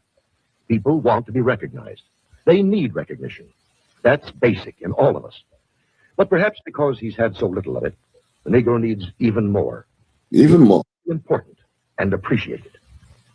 This need is a very real and important one. It shows up even in many of the Negro's shopping habits. Anyone who sells or wants to sell to the Negro customer should know about some of these habits. 3 habits in particular play a big part in every sales transaction. To begin with, most Negroes buy by brand. They ask for products by name. They're quick to turn down off-brands. Buying by brand, that's the first important Negro buying habit. Now for the second. The Negro buys good quality merchandise. Symbols of quality and prestige are very important to the Negro customer. This woman, for example, is buying fine crystalware. But she is also buying the admiration and approval of her friends and relatives. Listen to her thoughts. My, isn't it beautiful? I can hardly wait to show it to Sally and Joan. It's a well-known fact that many Negro customers are influenced by the opinions of others. What their friends may think of a certain item often decides whether or not the sale is made. So remember, the Negro buys quality merchandise. That's the second important point. And here's the third thing to remember when selling to a Negro customer. When he specifically asks for one thing, don't try to sell him something else. Don't try to switch him at the point of sale. If you do, he'll probably react something like this. Doesn't he think I've got the money to pay for it? The Negro resents being offered a substitute. He wants to be sold on quality, not price. The Negro buys by brand, he buys quality, and he doesn't like to be switched at point of sale. These are the keys to selling the Negro customer. According to leading proportion to population and income, Negroes buy more quality products than any other comparable United States group. Come on, sir. All right, that's it on that. How to sell to the Negro? What is that displaying about black people? What are they That's a cell psychiatrist. A psychiatrist analyze you and your habits. You mean to tell me these white people, man, they know what you do, what you like. They know what happened to buy. Okay, there we go. They know that you coming when you come into the store. I just seen a video of what's this female boxer name? Clarissa Shields. Gucci down. Gucci down, had a hair done, all the latest stuff when you're going somewhere. They know what kind of customer you are. You are a consumer that does not have no retail. Meaning, okay. Black people don't own anything, man. They don't produce nothing. You can't produce a roll of toilet paper. And we sit up here buying name brand stuff. Like we making ourselves, how can I say it? There's nothing wrong with wearing name brand stuff. But what you're doing to yourself in the process is you're requiring more. You're making the white man super rich because you're requiring more from your people. Hey, I like you if you got on these Nikes or these Reeboks or these New Balance or whatever shoes they wear. Right. They like that. I like you because of what you got on. You know what I'm saying? Like we require that type of that thing for another, and the people that don't have it, you don't like. You don't look at them like they something special. Because why? You're a slave. You're a slave to the system, man. You need to break it, man. You need to break it. How in the hell we as black people don't have no retail, man? Don't have no thing that we can call our own. Right. It's all in your mind, man. It's in your mind. You can make yourself or break yourself by the way you think. Yes, sir. Your mind is what's you got a mind of what the slave master wants you to do, wants you to adhere to. Should I say? Right. When you need to break it, man, and start going to your people and start building. Instead of investing in him and his products and looking at it like it's gorgeous, or you something special, you go to your people. Right. You know, blacks and Latinos are very, very we wear the best outfits ever, man. Right. We got man, for years I went to this Ephraimite sister to make my Passover garment. She was skilled. All of us did.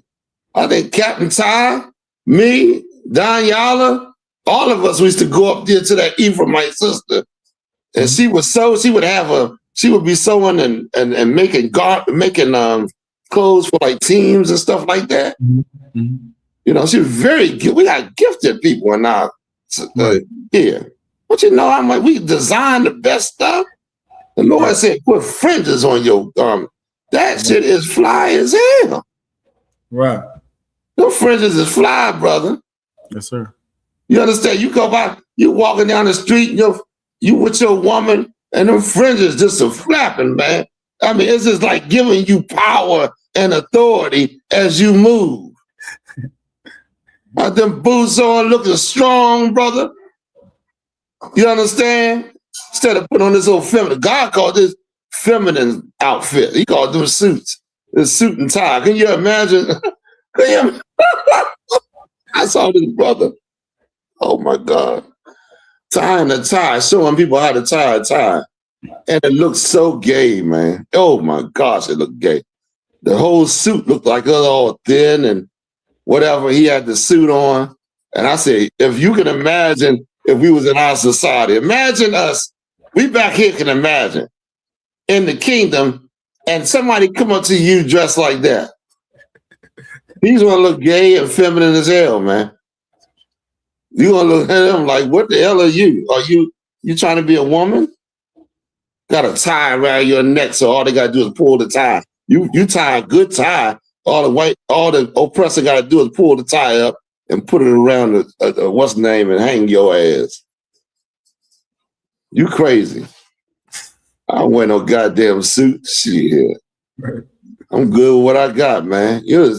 Go ahead, goodbye. Where we at? Before I get off the top.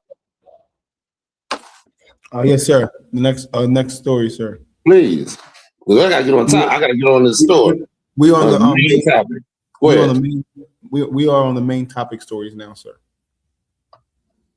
Okay, well, I can play it. Yeah. Okay, go ahead.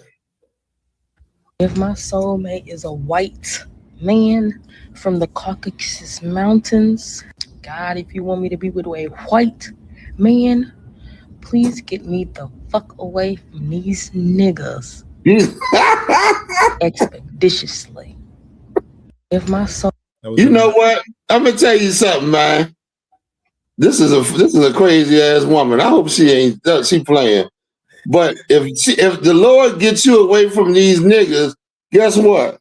You're gonna be a nigga somewhere else.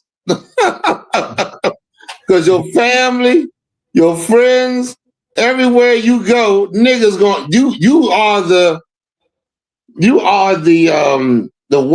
the Christopher Columbus of niggas.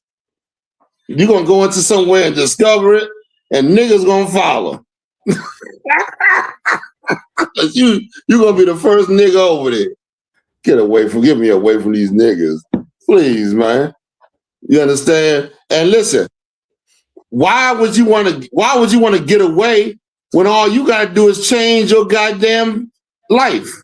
Right. Why don't you say, Lord, I need to change my life and be somebody different because I'm catching all the kind of hell. Right. You wouldn't have to go through that hell if you came into the truth and follow Christ, our King, Yahweh. Right. Don't you understand that? Right. Because getting away from us, when you're around them heathens, you're gonna beg.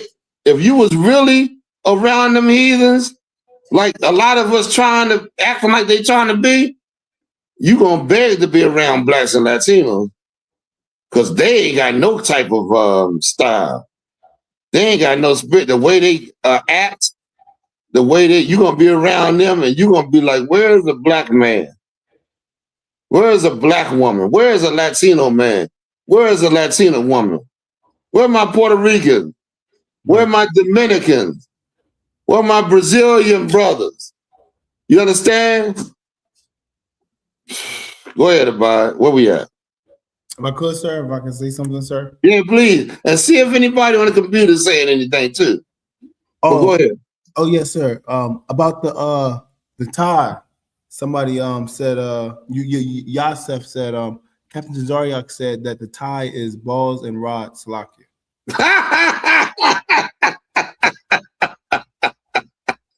Damn, Cap. You were hard on their ass. Damn right, man. Damn right. Give it up. That's right. That's right. Right. Balls and rod. That's what you got around there. You know what I'm saying? Go ahead. Anybody else say anything? T. Will Williams said clowns wear makeup and wigs. Clowns, man. I ain't listen. Yeah, that's right. Now I'm gonna say the black woman, I'm gonna ease up. She can wear some makeup. Right? I ain't stunting on that. But get away from that goddamn hair, man. Anything, she got that hair. Anything pleases her except her own goddamn hair. I ain't ever yet to see a black woman rock her natural stuff. You know them black women back in the day? Them fly girls used to have their hair done up. Right. Boy, they outdo these women today, boy. These women today, they look disgusting, man. I saw a girl, she had pink, what was it? Blonde hair with pink on the bottom of her hair, flowing down. I don't know what you call that. That look disgusting. How in the hell? It's like she trying to, what are you trying to be, an anime character? Go over to I.U.I.C. They got all kind of anime videos for you. You understand? Be real, man. Right. Be yourself. Right. Rock your hair. Forget who doesn't like that. Right. Ones that don't like that really ain't rocking with you because we brainwashed a lot of us any goddamn way. They hate ourselves.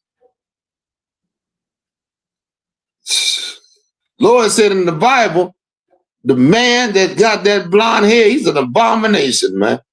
Right. He's an abomination. Go ahead. If I may, sir, about that, when she said she got to get away from these her words, these niggas. The kingdom of heaven is within us. So if we change our own behavior, we can influence our brothers and sisters to come back to the truth and change their ways as well. You commanded to do that when you know the truth. Right. You commanded to. Because your brothers and sisters need to see that. They don't need to see no this old crazy crap going on today. That's influenced by them old, remember them old school punk rockers? I don't know if you might not, but they used to dress like that and act like that. You done took up the white man's punk rock. They was they was wild and disgusting like that. The longer we hang around these people, the more we take on their customs and their their attributes and all. Right. Well, we in the end days, man. Right. You better stop all this foolishness, man. Right. Get your head right. Right. Get ready to serve a black king. Right. Go ahead. Khan, next story, sir. Yes, sir. Gonna put it on the screen first. Anybody got to say anything? Make sure you just put it up. We're about to go into the main topic anyway. But go ahead. Yes, sir. I just want to have sex with you. I don't want to be in a relationship with you. I don't want to go on dates with you. I don't want to marry you. I don't want to have kids with you either. I just want to lay up whenever I want. I don't care how your day was. I don't care if you're stressed. I just want to have sex. That was it on that, sir. Do we have one to go with this? Yeah. I think we did. Yes. Listen, let me tell you something about the disgusting ass mindset that's going around right now. These women are promoting sex, and it's not. To a man, it sounds good. It sounds good because you just want to have sex. You want to get your rocks off or whatever. But this is an evil mindset. You got, that's going on. You as a black man cannot tolerate the BS that's coming because it's coming from your oppressor. They want to keep you in a big old orgy or whatever. Right. They don't want you to have relationships. They're breaking up. Satan hates relationships, man, and families. Don't you understand that? Right. Don't you know? That's why we ain't got no families. Right. No fathers, no mothers either. Right. Children damn near raising themselves, or the streets raising them. Right. That's the mindset going on today, man. I don't want to. Yeah, I just want to have sex. I don't want to know nothing about nothing. I don't want to. That's a careless. That's a predator right there, man. Right. That's somebody's mindset. That's a detriment to your salvation. You get down with that, then it does something to you. Once you have sex with a woman like that, it does something to your spirit. Right. You ain't the same person before you had sex with that woman. Right. You become a different character. Right. And you on the road to destruction. That's why it says, and he saw a foolish woman, a foolish boy. What's that scripture where he said, I'm walking down the street and she got approached by a woman and he went. Oh, come. You know what I'm talking about? Yes, sir. Man, yeah, that's you. If you take this thing and listen, it disarms you as a man as well. You're supposed to have standards, man. So to have rules and things that you go by. You ain't supposed to let somebody else, you ain't supposed to be weak and let somebody else dictate how you live your life, have sex with her, and then go on and, you know, when the opportunity, and never have a set things up the way you're supposed to be set up. You just going with whatever. That's go ahead. What you got about? Yes, sir. No, you ain't got to get the scripture. Oh, we ain't got time for all that. I think they understand what I'm saying, and I don't know if they know the scripture or not that I'm talking about, but we don't have time for that because we got to go into the story in a minute. But go ahead to the next one. Yes, sir. You don't have to compete for our attention. On this site, simple girls message older men first. If we're interested, we don't play shy. We reach out. We respect age and experience. We like good jokes, simple evenings outside, watching sports together. And we're not afraid of sharing photos or videos. So relax. All right, so you say something? I said, is she black? The sister that was just talking. It seemed like I can't see it too good on my screen. Go ahead. Was she black? Yes or no? Yeah, she white? She's black. Yes. Oh, black. Go on the site and enjoy the attention. Just be yourself, sign up, and choose. Oh, that was on that. I told you, man, this shit has been going on since slavery, man. They are promoting black women to have sex with white men, to go on dates with white men, and you seduced by it. And I'm going to go into the story to show you why this is a predatorious like behavior. Right. That's what it is, man. Right. And let me tell you something else.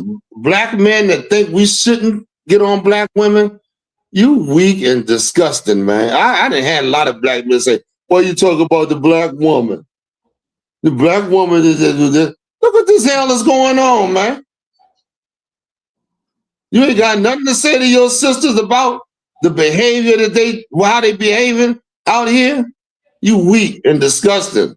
Don't say nothing. Don't tell me how to. I go by the Lord. Yes, sir. The Lord say to do this. Right. Go by no simpleton because he feel like he getting some. He want to stay in his sin and get hoes and all that. So you ruining his chances of doing that. Right. Go ahead. Anybody want to say anything? Please type it in. I'm waiting for somebody to say something. Anybody on there about it? I can't see it on the screen. No, just a question off topic. That's it. Give it to me. You just want it? Okay. Yes, sir. Go ahead. Slocky, sir, if time permits, can you do a quick breakdown of how we see the name Yahawashi Baba Kushal? That's how it's the name Yahawashi. Yes. Oh, I got a video. I got a class on that, breaking that all down. That's a good breakdown, but right now I gotta stick on this one. That's a good breakdown. We ain't gonna have no time. All right, we'll do it. We'll try to get it next week. Get a little quick breakdown on it. Let's go to First Maccabees 16:1 in the Apocrypha. Yes, sir. Of course, we know that the Apocrypha is the 300 years between the Old and the New Testament. When you read the Old Testament, it stops at what? The Persian Empire ruled. It don't tell you about the Greeks and what the Greeks did. The Greeks, if you want to find out about the Greeks, you got to go into the Apocrypha. Right. Because it goes from the Persian and then it starts at the Roman rule. Something's missing. Right. Because the Romans didn't get the rulership from the Persians. They got it from the Greeks. Right. Where's that record? Right. They took it out. The white man, the oppressor, took it out and called it uncanonized. Right. When this is the truth, when it is the absolute truth. Let's get into this now. Let me break down a little bit of this. Simon, this is the Maccabees when the Hasmonean rulership was. There's a brother Simon and his two brothers. He was ruling at the time. Y'all know about the Maccabean revolt, right? Yes, sir. Okay. You know about the observance we have. What's the observance that we have every year, Abad? Yes, sir. It is called HaKanukah, or the Feast of Dedication. Well, good. Give them a round of applause. You understand? This is a very great. This is a great story. Abad, you got that? The one I sent you about John? Yes, sir. Okay. After this, we're gonna go into it. Read First Maccabees 16:11. Okay, I didn't finish breaking it down. So now, okay, where am I, son? Simon is ruling the part of Judea that revolted against the Greeks. So now, Simon and his two brothers. Simon's daughter married Ptolemy, right, a white man. Right. All right. Two things I want you to realize. Simon's daughter, she married that white man, and in Simon's mind, it's going to get him political, gain him some allegiance with the empire that was just killing his goddamn people, the Greeks. I mean, after Alexander died, the 4 generals that took rule after that, here's Ptolemy ruling over Egypt. Right. But he wants more. He wants to rule Judea, where we are, the area where we are. So now, all right, he marries Simon's daughter to get, to gotta get in. The same thing. What's the name did? What's the name of the goddamn guy? The what's the name that was ruling? Damn, what's his name? Damn, who's the one ruling over that married that black woman that said, "Leave him alone. I've been having dreams all that time." Remember, she told him, "You leave that man alone." That was a black woman. Oh, not Pontius Pilate. Can't be, right? Herod. Oh, Herod. Herod. Remember, Herod was trying to get in. He built he built half of the temple. Remember they was talking about, well, look at this temple. Look at how great this is.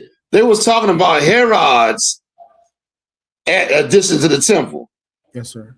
Oh man. So now, but Herod was trying to get in, and you know how the white man is. He get in something, he destroys it, wipes it out.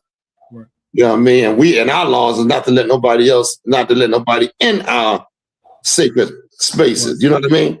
Yes, sir. So so this is a political move on Simon's part and on Ptolemy's part. Right. Oh, let's read. I'm trying to give it to you so you understand a little bit before we read. Yes, read. Sir. You said First Maccabees 16 and verse 1.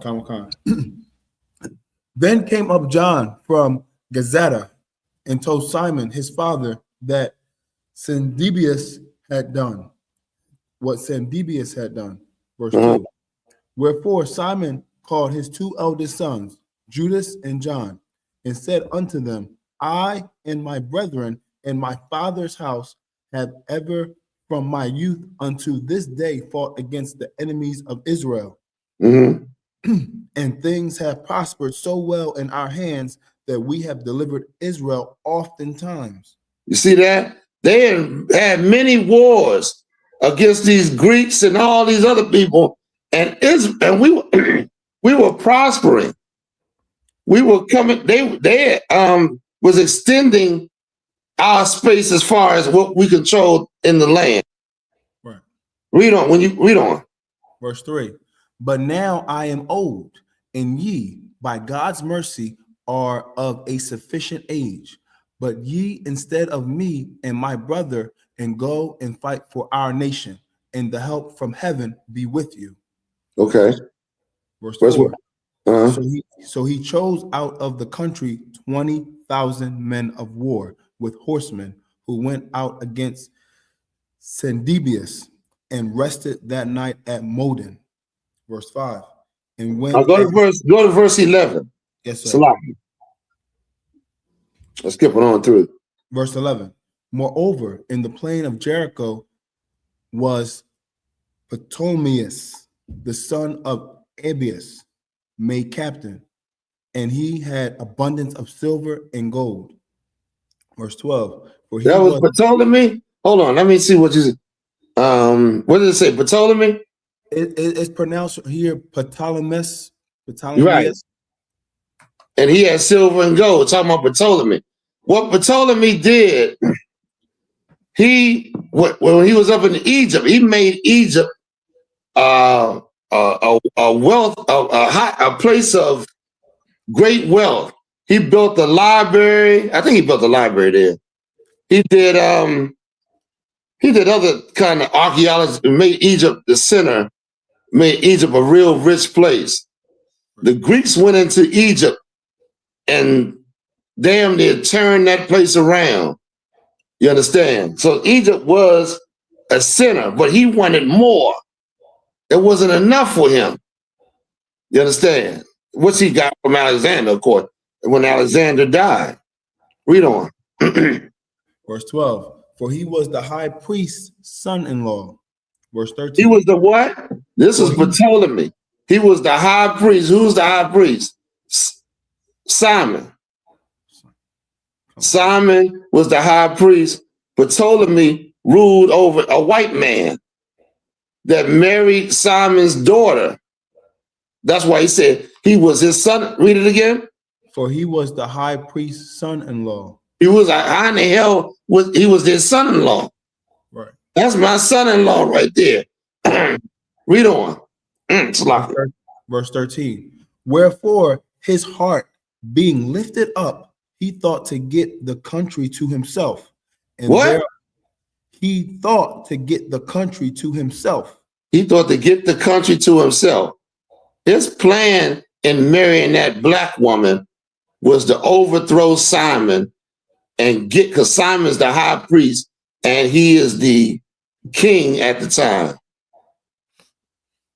He is the one that's ruling over Judea. Right. Read on. And thereupon consulted deceitfully against Simon and his sons to destroy them. You see that? You see that? Yes, sir. Go ahead. Now Simon was visiting the cities that were in the country. So Simon is out visiting the cities in the country. Go ahead. Simon is the high priest. Right. Okay? So now he's out visiting, doing, out checking on the people. Keep going. And taking care for the good ordering of them. Mm-hmm. At which time he came down himself to Jericho with his sons, Mattathias and Judas, and the 117 year. And so it's telling you, go ahead. What you saying about it? It's telling you, it said 100, hold on, before you say that. So Simon and his two boys read that one more time. Yes, sir. At which time he came down himself to Jericho with his sons Mattathias and Judas. With Mattathias and Judas. So Simon went down to Jericho. Right. Read on. In the 117th year, in the 11th month, called Sabbath. So he's telling you exactly the time for you Negroes that hate the Bible. The Bible is specific, and this is accurate history. You can check anywhere and see that this actually happened. Ptolemy, you gonna find out. I can't go over. Read on. Where the son of Abibus, receiving them deceitfully into Hold on. Abibus is Ptolemy. Right. That's Ptolemy. And he did what? What verse you on? Verse 15, sir. Keep going. Receiving them deceitfully into a little hold called Docus, which he had built, made them a great banquet, howbeit. So now he's in Jericho. Hold on, wait a minute. He's in Jericho, and Ptolemy, that's the place. He's over in the place where Ptolemy had built, called Docus. That Ptolemy had made that place a center of, you know what I'm saying? So go ahead, read on. Made them a great banquet. Howbeit he had. But now he went and said, listen, come to my banquet, you and your two sons, Mattathias and Judas, right? Yes, sir. Read on. Verse 16. So when Simon and his sons had drunk largely, Ptolemy and his men rose up and took their weapons. They were laying in wait for Simon. Come on and let's go on and party. And he had men laying in wait for the right time to attack this brother. Read on. And came upon Simon into the banqueting place and slew him and his two sons and certain of his servants. Well, I'll be damned.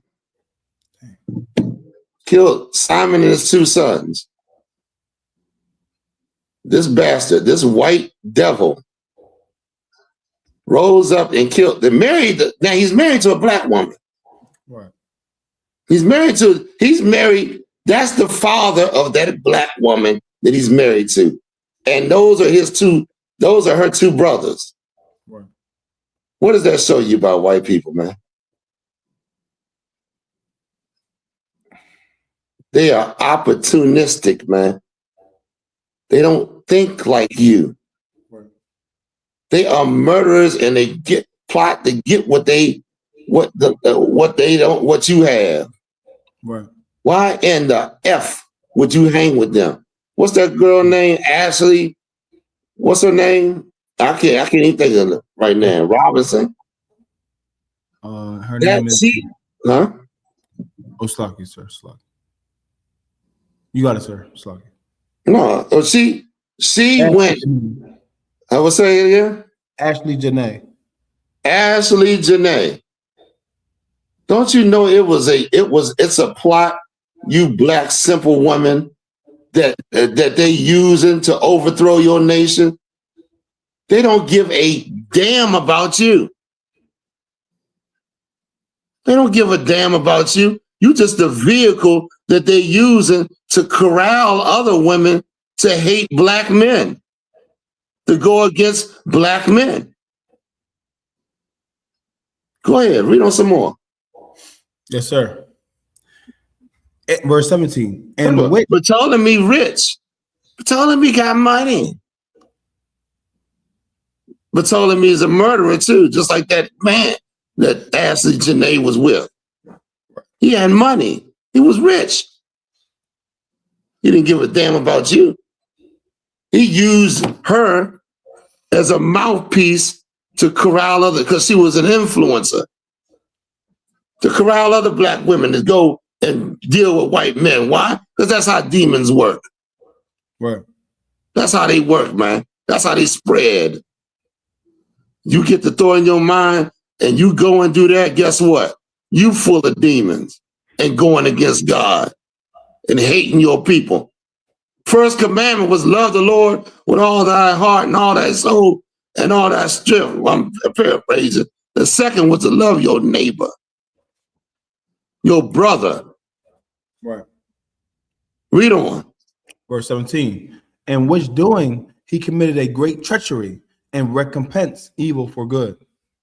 Verse 18.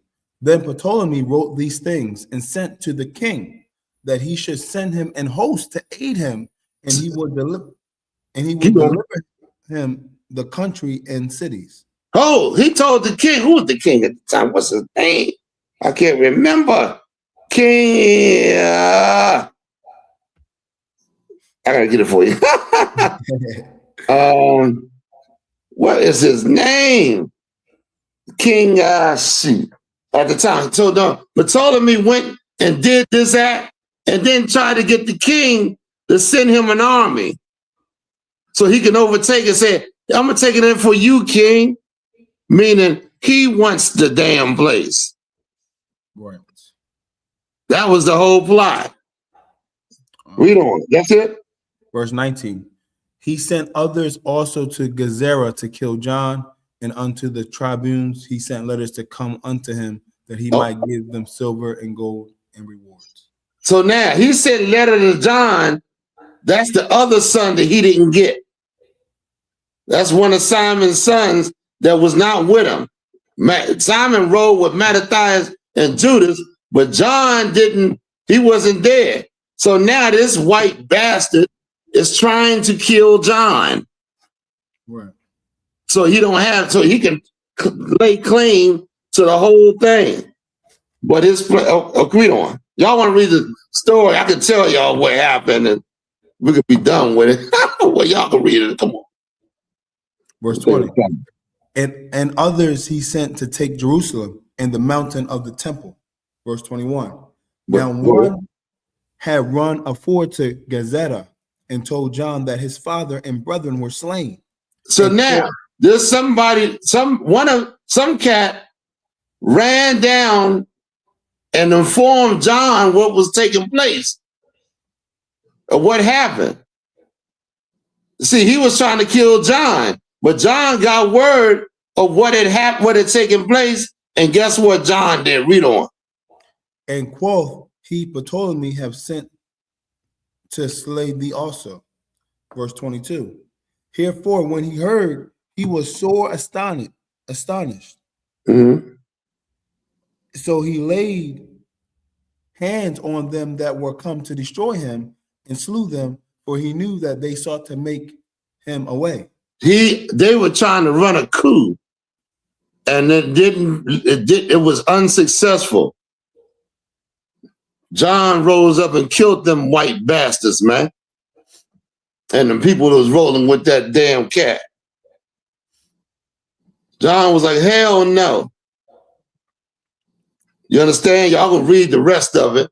I wanted to pull that out. Give me the part one I sent you about John Hark. The one I sent about Arcanus, I think it is. Yes, sir. Open it up. Yes, sir. Come right here.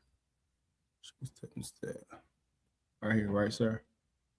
Okay, you got it? Yes, go sir. down. We'll go down. I can't even see. That thing is so small. Make it big, sir. Let me see. Yeah. Go down. Go down. Make it a little bit bigger, if I may. Okay, that should be big. Where's the coins at? Where's the coins at? Coins? You see it on there? You said coins, right? Yeah, coins, like the money. I think you're on the wrong one then. Oh, yeah, I might be on the wrong one. This is about the Ptolemy. No, I don't want Ptolemy. I want John. Oh, you want John? Oh. Yes. Yes, sir. That's the one I sent you, right? You sent me Ptolemy. I sent both of them. I want the one where it says John on it. John Harcanus, or whatever his name is. I can't pronounce. Oh, yes, sir. Yes, sir. I'm getting it right now, sir. Got to bring out something interesting in this. This is very, very interesting right here. Very, very interesting. You got it? Yes. Take that one down. Oh, yes, the water, sir. I forgot it was still up. The water. Take it down.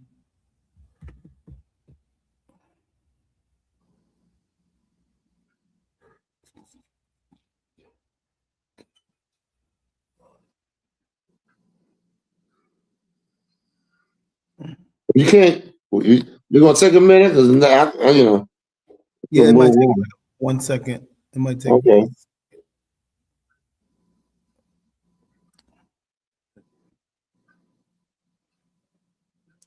Let me tell you something that's real wicked too, man. Let me tell you something that's going on that's real wicked that we don't even give no thought to. When you go and deal with white people, you don't take no money back to your nation. White people take money back to their nation when they deal with you. They deal with them rich people, and that money goes right back into their nation. You deal with them, and it don't come back to you. What I want to say? What's the guy's name? Pull that up, the video of the brother saying, you got to ask for this money for a funeral. Ask this money for a funeral. Remember the brother, Pull that up real quick. Because this is very, I don't agree with this brother on a lot of things. But this I do agree with him on. Because this is insane, man. You don't take nothing but the white man. You come back, you have to deal with white people, you poor. You right back where you started. You only got some wealth when you with them. When they deal with you, they take the wealth that you have back into their community. Y'all don't see that? That's why you're asking for money for a funeral. You know what I mean? We just like to live. We are people that like to live that type of lifestyle, but we ain't supposed to. This is a punishment. Endure it. Go through what you got to go through. That's what the Lord wants. You try to escape this punishment and do something else, the Lord is not. You're going to be on the bottom of the kingdom of heaven. You people that love the white man in this community and the things, when this destruction comes, you going to be on the bottom of the kingdom of heaven. You understand? Give me the brother. Yes, sir. This is it right here, sir. All right. Come on. I found the other one too, sir. Just so All right. Whoa. Hold on. I am very confused. Didn't he introduce her to the soft life? Didn't he have her flying? She was a helicopter riding, jet flying. What? This can't be true. Ladies and gentlemen, TMZ is reporting that Miss Janae, whatever her name is, the noted swirler who found herself hanging from that noose to loose. That woman who said that white man was going to give her the soft life. That woman who was going around in a Lamborghini is now asking for money to be buried. Her family, ladies and gentlemen, is asking for Miss Ashley Janae to be buried, and they're asking for $50,000 to bury a influencer who spent her time telling y'all that the white guy that she was with is treating her way better than any man y'all can be with, and telling other black women that they need to get them a white man too, because white men treat you better and give you the soft life. Can somebody explain how you get to be rich all day online, telling everybody how rich you are, but when it's time for you to get buried, you don't have no money? Can somebody explain to me how this is a thing? This is very confusing, because you claim this white man gave you a soft life. Well, apparently he done gave you a hard death. So maybe y'all shouldn't spend so much time online bragging to other people that help you live that life, that you better than them, and that somehow your life is more grand than theirs will ever be. A lot of y'all spend y'all time, especially us as black people, we want to embarrass other people, make other people feel bad, talking about how much better we living than them. And I think that's just inappropriate and should never happen. But a lot of y'all doing it, and she did it. And now her family is sitting up here saying, give us some money. Men, she said, black men are constantly embarrassing black women. If any of y'all black men give some money to that woman, you should be embarrassed yourself. when she spoke in the way she spoke about black men, she shouldn't get no help from no black man other than her daddy, even the men in her family. And again, I don't mind her saying what she's saying about black men if it's rooted in some truth. She was just being mean to black men for no reason and saying that white man is better. And again, once you do this, make sure that that white man treating you right, not beating you right. Once he gave you the noose, y'all said about OJ, y'all said about Kobe. That's enough about. Y'all said about every time. That's enough. That's enough. I mean, that part is kind of iffy, but the point is, man, they're using you. And when they ain't got no more use for you, then, you know, they get rid of you. Right. Look at Martin Luther King. Look at Martin Luther King. Martin Luther King was a mouthpiece for the white man. Right. He was laying with them white women. Right. You understand? After Martin Luther King was no more use, right, they took him out. Right. Same thing with this woman. She was a mouthpiece for the white man. Even though it sounds great to black women because you in slavery. Right. You in captivity. The Lord put you in captivity, and don't you ever blame the black man for not being able to get you out because the Lord did this. Right. This is a punishment because we didn't obey his laws. Right. Some black women walk around all day long saying the black man is this and that. They can't get. How the hell you gonna get something? Get yourself out. You ain't gonna be able to get yourself out till Christ return. Right. Dumb. Right. The hell you think? Go ahead, about where we at? We got the Give me the story. You say, yeah. Put it up there. Yes, sir. You see the coins on it? Yes, sir. Okay. Yeah. Let me see. Go up. Go up. Come. Read that paragraph right before the coins. Yes, sir. Read that paragraph right. Not even that whole thing. I can't even see it. Boy, I need to get a. Let me see something. Let me put where my glasses at. Read the paragraph. Right at the. Just go up a little. I can't see it.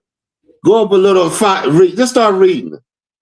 High priest, prince of the Hasmonean family, born about 175, died 104. He was a wise and just ruler and a skillful warrior. As a young man, he distinguished himself as a general in the war against the Syrian general. We're talking about John, right? Yes, sir. All right, go skip down. Go to like the middle of the paragraph. Let me see where you at. Yes, sir. This is a little small. I can make it a little bigger. Start at. Let me see. I can't even see this thing. Start right below the little line where the picture was. Oh, okay. Come. That Start. John was given, yeah. Go ahead. Yes, sir. That John was given the surname Hyrcanus. That's a hard name to pronounce. Spell it. Hyrcanus. That's it. Hyrcanus. That's what I was good. Yeah. Go ahead. Okay. On account of his victory is a tradition to which grants and other attribute historical significance. And that others attribute historical significance. When his father, Simon Maccabeus, was assassinated at Jericho by his son-in-law. And now we get into it. John won the fight against Ptolemy and got the name Hyrcanus or whatever, because his father was assassinated by Ptolemy, a white man. Read on. Ptolemy. John succeeded in escaping from those sent by Ptolemy to murder him also. From Gadara, where he at that time lived, John hastened to Jerusalem, where the people gladly received him as Simon's successor. He never assumed the title of king, being content with that of high priest. The beginning of his reign was not happy. He could not avenge the murder of his father for Ptolemy, whom he had shut up in the fort. Dagon subjected Hyrcanus' mother to cruel tortures on the walls of the fort. Stop right there. Read that again and very slowly, please. Yes, sir. He could not avenge the father. He could not avenge the murder of his father for Ptolemy, whom he had shut up in the fort Dagon. So Ptolemy had somebody captured in this fort Dagon. Read on. Subjected Hyrcanus' mother to whose mother? Hyrcanus. He had John's mother in the fort locked up so John couldn't get revenge. Check that out. A black woman. You mean to tell me this white man had this black woman locked in a fort and was doing what? Read on. And was torturing her there? To cruel tortures on the walls of the fort whenever her son attempted to attack it. Whenever John tried to attack this fort, he would torture John's mother. That was his wife's mother. Same family. That was the wife of Simon. Right. The mother of the black wife that he had and John's mother. Ain't that amazing? And you tell me this white man gives a goddamn about your black ass. Don't you sit up in my face and tell me no shit like that. We reading it right here. Read on. Hyrcanus therefore raised the siege after several months, although his mother bore the tortures with heroic determination and encouraged him to punish the murderer.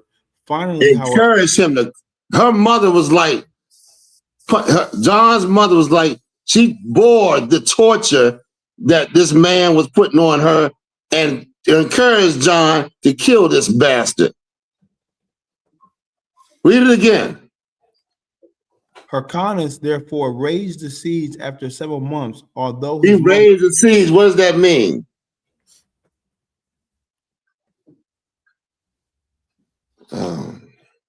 What does it mean he raised the siege? Take a guess. Yes, sir.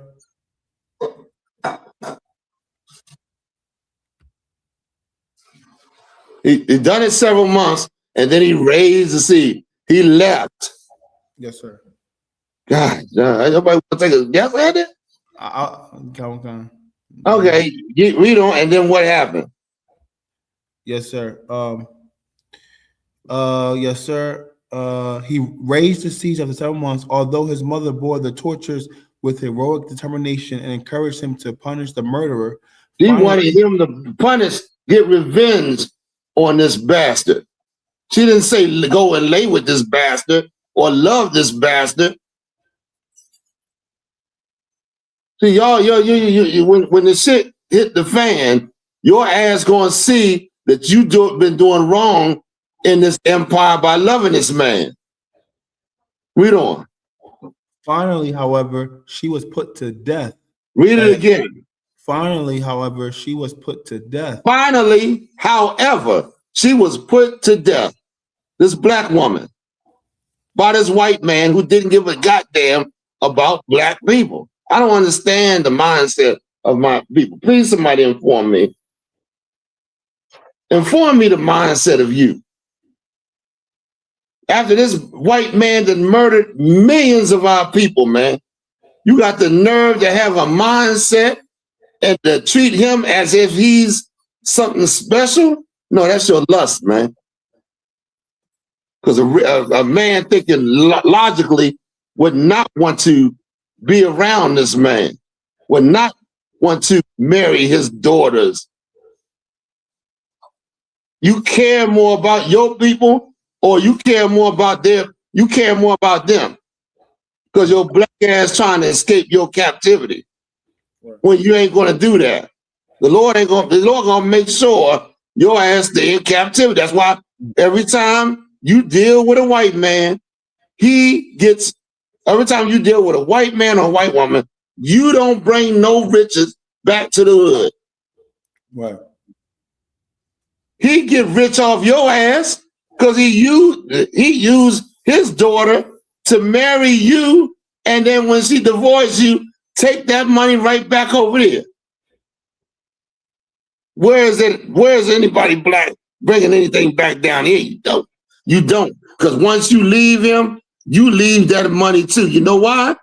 He will kill your ass before you get rich. Now mark my goddamn words. Right. White people will kill you before they hand their money over to you. Don't you read about all the black people that got rich off of white people that got murdered? This man's a murderer, man. Don't you know? I can give you an example of white people murdering their own people for money. They kill family members to try to get inheritances. Are you crazy? Think you're gonna walk up, marry somebody, and then scoop their money from them and then walk back to the hood? You gonna have a target on your ass. Right. Now, take it from me. You dealing with somebody you don't even understand. Go ahead. Is anyone on that? And was put to death, as was presumably an imprisoned brother also. While So that's it on that. Yes, sir. That's it on that. You understand? Go back. Go to the what we left. Go to the let's get the scriptures on this. Yes, sir. Let's get the scriptures on this. What did I call? Yes, sir. I can't remember the scripture I called. Yes, sir. Hold on, give me what scriptures did I call on this? Anybody got any questions while I'm thinking? Give me Psalms. Let's start. No, let's not go to Psalms right now. Let's go to. Oh man, I can't find the scripture that I asked for. Give me the one where the blood pursue. Did we do the blood pursue you? Says yes, blood sir. pursue. We did. Yes, sir.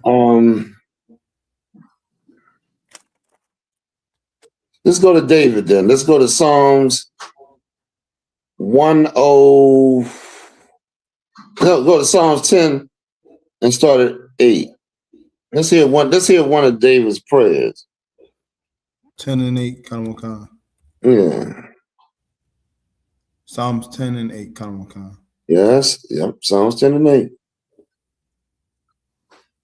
This is the book of Psalms, chapter 10 and verse 8. He sitteth in the lurking places of the villages. This is a man plotting on you, man. That's how they do it. Lurking places meaning you out there doing what you do, and this man is secretly plotting something, plotting to kill you. You think, oh, I'm getting in a relationship with a white man. Let me tell you something, man. All them people are agents. Every last one of them. How in the hell when you get a basketball star, football star, whatever, all of a sudden you got these white women, it's like they attack you. They attack you. Not for your benefit, but to destroy you, man. Your kid, if you have a kid by them, where's that video of that? Where's the kids? Did I send you the picture of this sister's family? Yes, sir. You did. Pull it up for me. You got to remind me what I sent you to, because I'll forget. Yes, sir. Pull her family up. Her black mother, she's from a black mother and a black father. But her black mother, is that it with the kids? Yes, sir. Make it big. Yes, sir. How many kids is there? Just one. No, that's not it. It's one a bunch of kids. Oh. It's like 4 of them. Let me get this on the screen. Her black, now anyway, I'm gonna tell you what happened. Her black mother went and had kids with this white man. Had 4 kids. Had 1 kid by a black man and 3 or 4 kids by a white man. You see it? I can't get on my phone because it's on it. I'm on it. I'll check it right now, sir. It might be on my page on Facebook. If you look down, you'll see like 4 kids or whatever. Yeah, 4 or 5 kids in the picture. I see it, sir. I see it. Come. Okay. This is something. Okay. Yes, sir. Pulling up right now. Is this it, sir? Is that it? Yes, that's it. Now read that for what they said. Come. Ashley Janae's mom married a white man. So hold on. She had 1 baby. Ashley Janae from a black father, right? Stop rocking the behind. You right? Yes, I'm and then she married a white man and had all the rest, all them kids. Look at that shit right there. You tell me that's not, that's Planned Parenthood. That's racial destruction. That's destroying your race. That right there. My goodness, you having kids for another man. Those are not black kids. Those are white kids, man. Even though they got color to them, because they're the seed of the white man. Y'all keep saying that we mixed. There's no mixed seed. Women don't have seed. That man put that seed in that woman. That's his sperm swimming up there to the egg that fertilizes that egg. That's it. That's the sperm is alive. The sperm is what competes to get in that egg so it can get fertilized, and that's how that sperm is growing in that egg. Right. What you thinking? Was that mixed what? So now, what that baby is, even though it got features from the mother, it is that father's sperm. Right. That's why at one time the woman would take the last. When you married a woman, she'd take your last name because she would be under your name, and those kids would trace their lineage back up to that father. It's all messed up nowadays. They don't do nothing like they used to do. Women don't even want to take. They don't even take your last name no goddamn more. They might add their name on or whatever. But that's how it was, because people had more of an understanding that when you marry that man, you become that man's property. I don't give a damn what you think. You marry him, you become his property. Right. Go ahead, Abad. Read it. Yes, sir. I can only guess how much the impact her identity as a darker-skinned black woman going to a predominantly white school and drove her desire to want the same for herself. Imagine that. Imagine she's she's a black kid surrounded by white kids. Torture. Her mother is an idiot, man.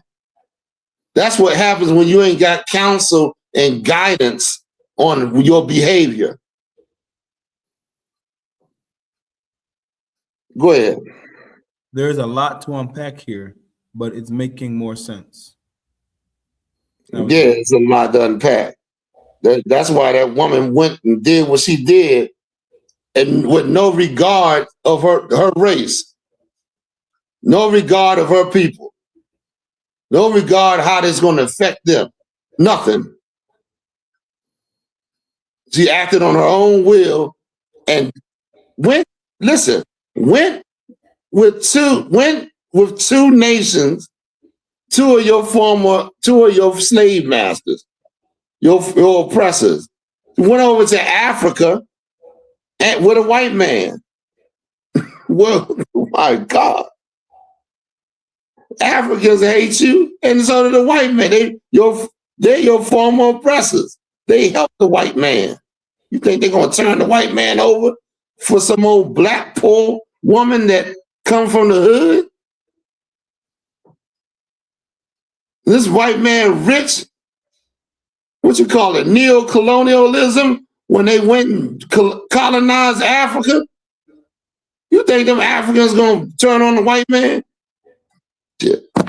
Goddamn British bank and all that, funding them damn Africans, enslaving them, having a field day over there, man.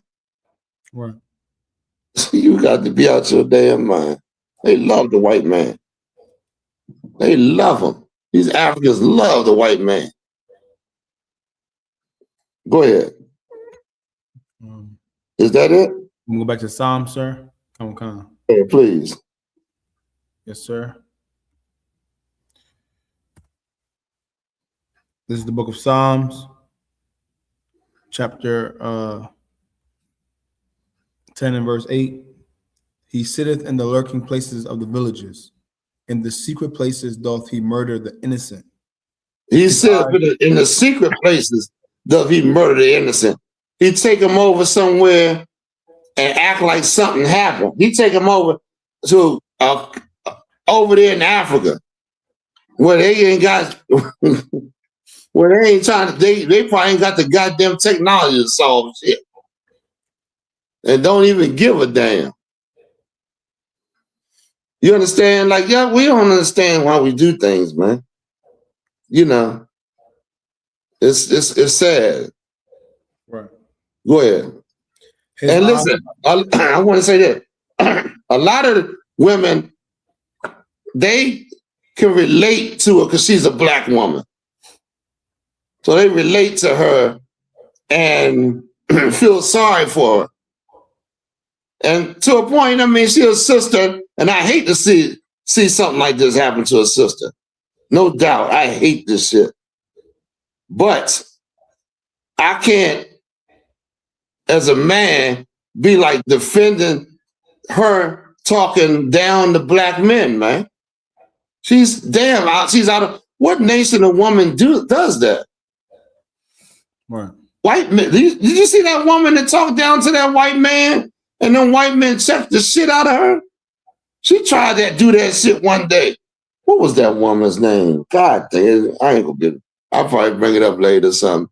But, and a white man checked the shit out of her. She went back and apologized. They checked her ass, man. What the hell's wrong with you? We can't even do, you don't even, where the men at, man? Right. Where the men gonna check these motherfuckers, women when they get out of order? They out of order. Got witches out, people trying to do witchcraft on the black man. There's some severe hatred going on against black men. Not only with white men, but with black women and black men. We hating each other. Right. Go ahead, Bob. Please give me some more. Next, verse 9. He lieth in wait secretly as a lion in his den. Mm-hmm. He lieth in wait to catch the poor. He doth catch the poor when he draweth him into his net. He does catch the poor when he draws them into his net. He drawing you into the net. How is he drawing you into the net? Using one of your people. One of your people, getting you he got riches now. No doubt. He got riches. He oppressing the black man. He oppressing the hell out of you. Putting your woman above you, not giving you the opportunity to raise a household, you know, because he knows in shortening you economically, he can get your woman. That's the whole purpose of it, man. These women have turned on you because you ain't got the resources for these women like you spoke as a man. That's the way it is, man. Anybody got anything else to say? Let me know. That's the plot of the white man. That's how you take your woman from out of you, from away from you. She look at you like, oh, you can't. First thing, what the first thing that come out the goddamn woman's mouth? What you bring to the table? Or you can't support me, or you ain't got no money. You poor. That's all these women talk about all day. Ain't it? Don't you think the man watching you knows how your woman behaves? He watch her. He watch you. He knows how much money is going in different places, man. He controls it. Right. That's how you think the housing scandal happened. He knew that he knew the money that was going in this specific area, these people weren't going to be able to afford it. You see what I'm saying? Yes, sir. You gotta understand economics, man, and the way this shit is run. Yes, sir. Go ahead. Anything else? Verse 10, he croucheth and humbleth himself. He humbles himself. How you gonna get the black woman? Baby, you can have what you want. Baby, I'll buy that for you. I'll get this for you. He humbles himself. Act like he's a good guy. They say them serial killers always, they act so sophisticated. They act like they're so intelligent. Next thing you know, he didn't kill about 5, 6 people. He's a murderer, man. And he does it slyly. Right. He ain't gonna come up to you and try to kill you. He ain't gonna say, come on, let's fight. He'll poison you or something. The way he probably getting these brothers, man, is doing some type of slick poisoning or luring them in with these women or something like that. And then getting them and hanging them. Making sure he's knocked out a drink. You get a drink and make sure somebody knocked out, put them on and then, put them on a rope or whatever and then hang them. That's probably how he's doing it. Because I can't imagine somebody coming to you without, up to you and, you know what I'm saying? Right. And doing that. So, okay, go ahead, read on. He crouches. He's real slick, man. He is the serpent that was in the garden. Right. To Eve and saying, look, you can have it better over here. Adam ain't doing what he's supposed to be doing. Eve said, yeah. She looking at the white man guy, looking at her man, and guess what? She going over to the white man. Go ahead. And humbling himself, that the poor may fall by his strong ones. That the poor may fall by his strong ones. Now, where we at? Oh, we over the time, ain't we? Anybody got any questions or anything? Oh, that brother, I'm gonna get that brother's question next week, man. Cause you know what I'm saying? That's a good little breakdown on the name. I broke it down in one of the classes. I think it's still up. But anyway, I'm gonna go into it again.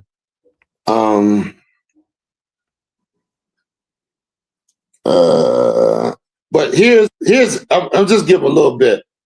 In the New Testament, they translated Joshua and called it Yahweh. I think he called it what do they call it? Yahweh. No, in the New Testament, it was talking about, oh man, I can't remember that breakdown. It was talking about Christ. No, it was talking about Joshua. But they said, I don't know. I gotta find that scripture. But in the New Testament, they were talking about somehow Joshua's name It's not in the New Testament. I think it says Yahweh, or if I'm mistaken, it says something Joshua or something like that in the New Testament. They made a mistake.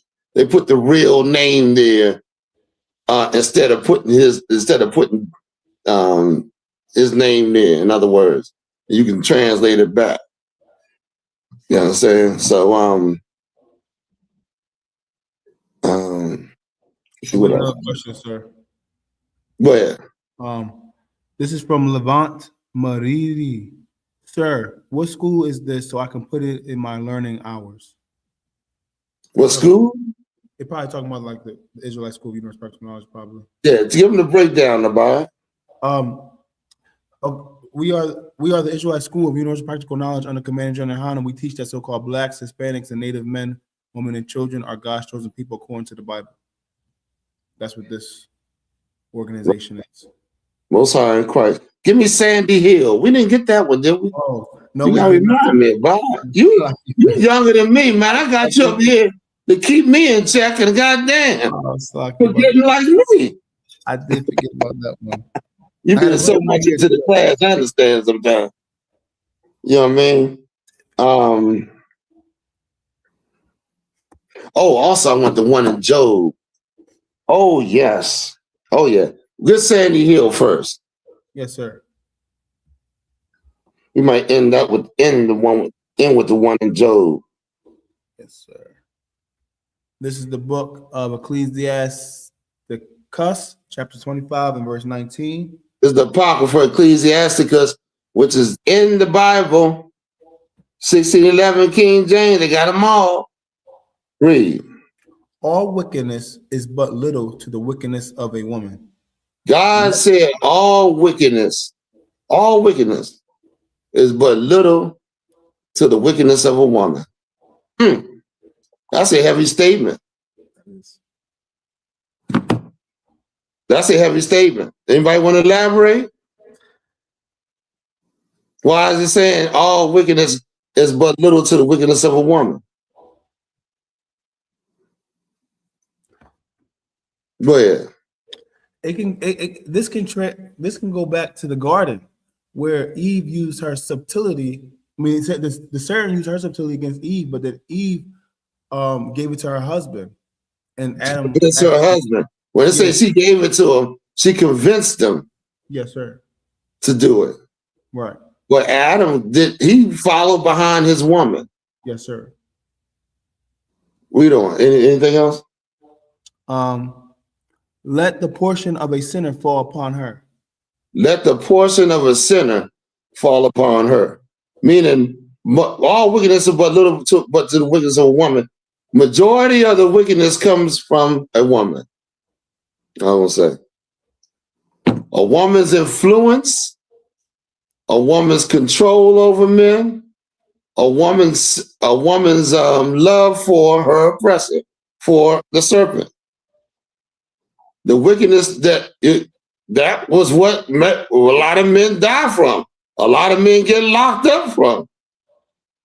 A lot of men are captive underneath their women. They don't have control. The woman controls their behavior.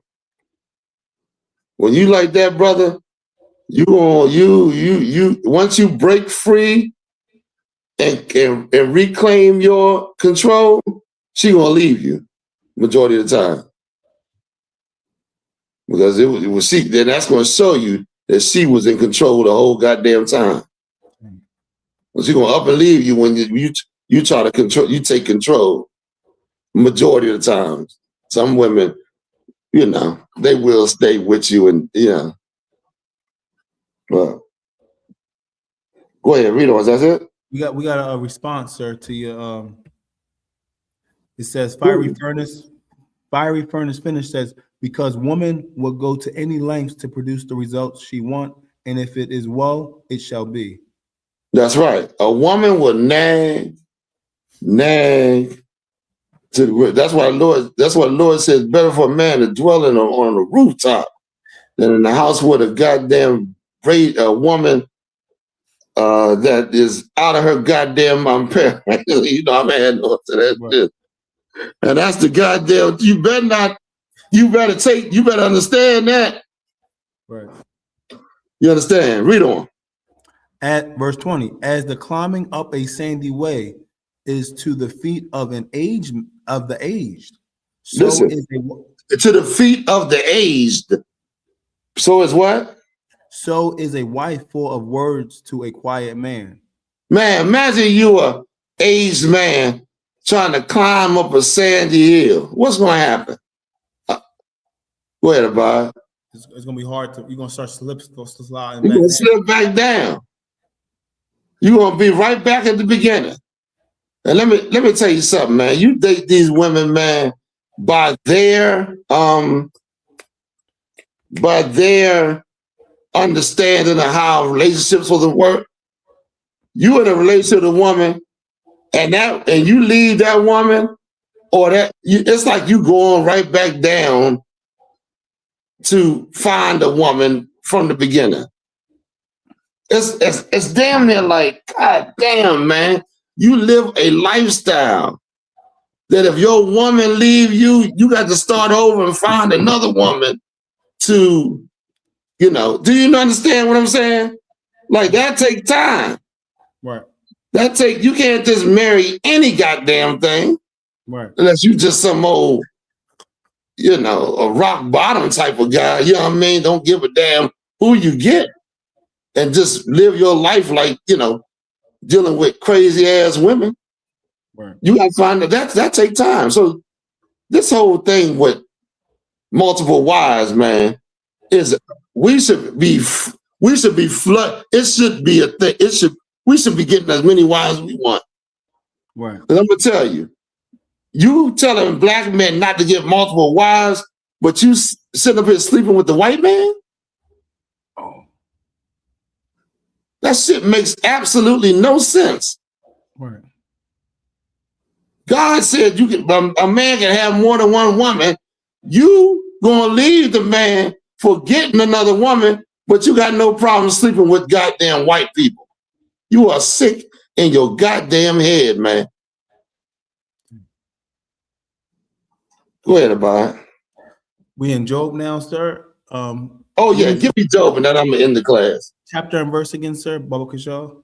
The one where his wife said, just curse God and die. Oh yes, sir. This is what the black woman is doing right now. She thinks she's a God-fearing woman. She's cursed.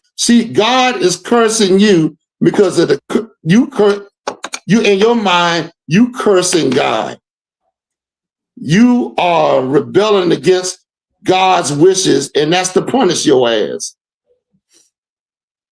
You don't believe that God wants you punished for a period of time to correct your behavior. Right. So now hell has enlarged itself because your ass is going to be in it.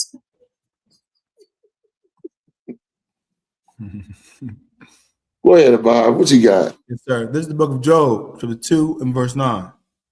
Then said his wife unto him, dost thou still retain thy integrity?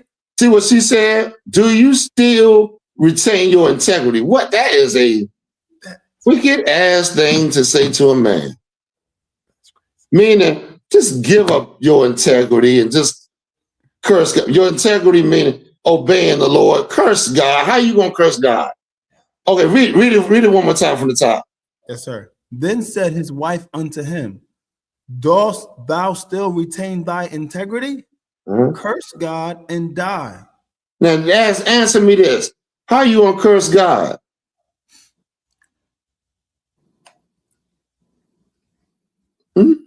You mighty big if you gonna curse God. You gonna put a curse on God? Make him fall over or something, or what is it? What's he saying? You gonna wish evil on God? She said, curse God and die. What's she saying?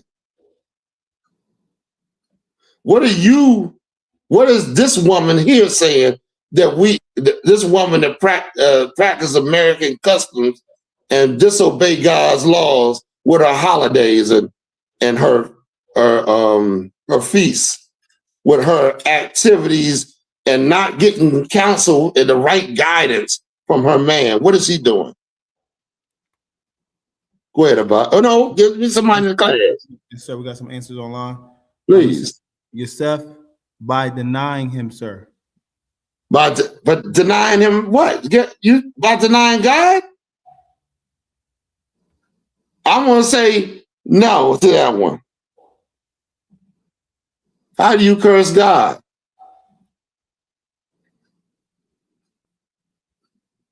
Anybody else online? You said we got answers. Just that person. How do you curse God? It's on the phone. What you can do. Go ahead. Not following what he said. That's right. But you're not cursing God. You're cursing yourself. And when you not follow what he says, you die. Right. She said, curse God and die. You're going to disobey him, his commandments. That's sin. Sin is death. Right. Read on what Job said. Verse 10. But he said unto her, thou speakest as one of the foolish women speak. You sound like a foolish woman. You've been with me all this goddamn time, and you talking like this because tragedy comes? See, this is the thing. When tragedy hit, it brings out the true essence of you. Right. When you're going through something, you show God your integrity or your disobedience. Right. Your disorderly conduct. You show God you're not worth much. Because I can't really, because as soon as something happens, your ass go off the goddamn cliff. Right. You start doing things I told you not to do. So what the hell am I going to do with you? Can't give you no goddamn, I can't give you no damn, no rank or nothing. Put you over charge or anything. Because I don't know what the hell you would do with it. Right. Read on. What? Shall we receive good at the hand of God? And shall we not receive evil? Good old said, only thing you want from God is good? You mean to tell me you don't want the evil? You think evil is not going to come? Only good. Imagine that. Imagine only good. You would be a lustful, big time, whorish, whatever, if God didn't correct you. God sent us in punishment for correction, man. We the ones that went against Christ. You reading that Bible, you reading about us and our disobedience against the Lord. The hell you think we ain't gonna get punished for that? And then you gonna act like, oh, I can only receive good from the Lord. I can't receive bad. I gotta find a way to get the good. There's Satan right there to capture your ass. Right. He got traps up for you, man. Right. Go ahead. And all this did not Job sin with his lips. You see that? Job said the right things, man, and the Lord heard it. The Lord said, this is a man with integrity. This is somebody I can rely on. Right. Faithful. Now that woman, what you, if you was in charge of something, what would you put her in charge of with the stuff that's coming out of her mouth? If you did, you would lose whatever it is you have in charge. And this is talking about property, land, ownership, rulership. You're going to be lord over something. Imagine somebody lord over something and they just willing to give up. You sound like Esau when he gave up his birthright. Right. He didn't desire the things of the Lord. All right. I think we got to wrap it up. Yes, I done sir. got a little bit off my chest. I was gonna fire down in here, but I calmed down a lot, man. Cause what's the sister name? I gotta give a big shout out to Labiana, I think it was. She's an Ephraimite sister, man. This sister love you black women, man. She was putting up all kind of posts. Put the one with the white man modeling that black woman. Remember, he said, we love black. He said, I love black women. And he's twirling her around. Twirling her around? Little dark-skinned one. You don't got that one? I don't think so, sir. Yeah, you got it. Look on my page. On your page, come on. Anyway, as I was saying, this sister love, she been on top of this thing, this incident that happened with that white man killing that sister over there in Tanzania, on it like crazy. On the posting, she love you black women. And when I say Ephraimite, I mean Puerto Rican. I mean so-called Puerto Rican. It's a tribe of Ephraim. I think you ought to correct your behavior, man, and show your people some love, man. That's how you show your people love, by correcting your behavior and showing that you care about blacks and Latinos. Keeping the Lord's laws, man, instead of loving these other nations. You ain't got it? Let me see. What? We got another thing? Anything else to go into? I think that's it. We over the time anyway. That being said, I enjoyed this class, man. You know what I mean? Y'all are special. You blacks and Latinos that come in here, man, and support this truth. We love y'all, man. Whether you realize it or not. Right. You understand? And we defend this truth because we're showing you that you've been lied to all your life and that we got to change, man. We at the end, the very end. You know what I'm saying? What should your behavior be like? How should you be conducting yourself? You understand? Before our King return. And with that being said, I want to give a salute to the brothers. Barak, Yahweh Shem Yahushua Barakatam, Yadi Matai, and now Saul, which we determined what we returned, where the sisters were, and then we would greet the sisters because sisters are not with the brothers. You understand? But we would greet the sisters. Barak, Yahweh Shema Abban, Bashem Yahushua. Yadi Matai, class dismissed.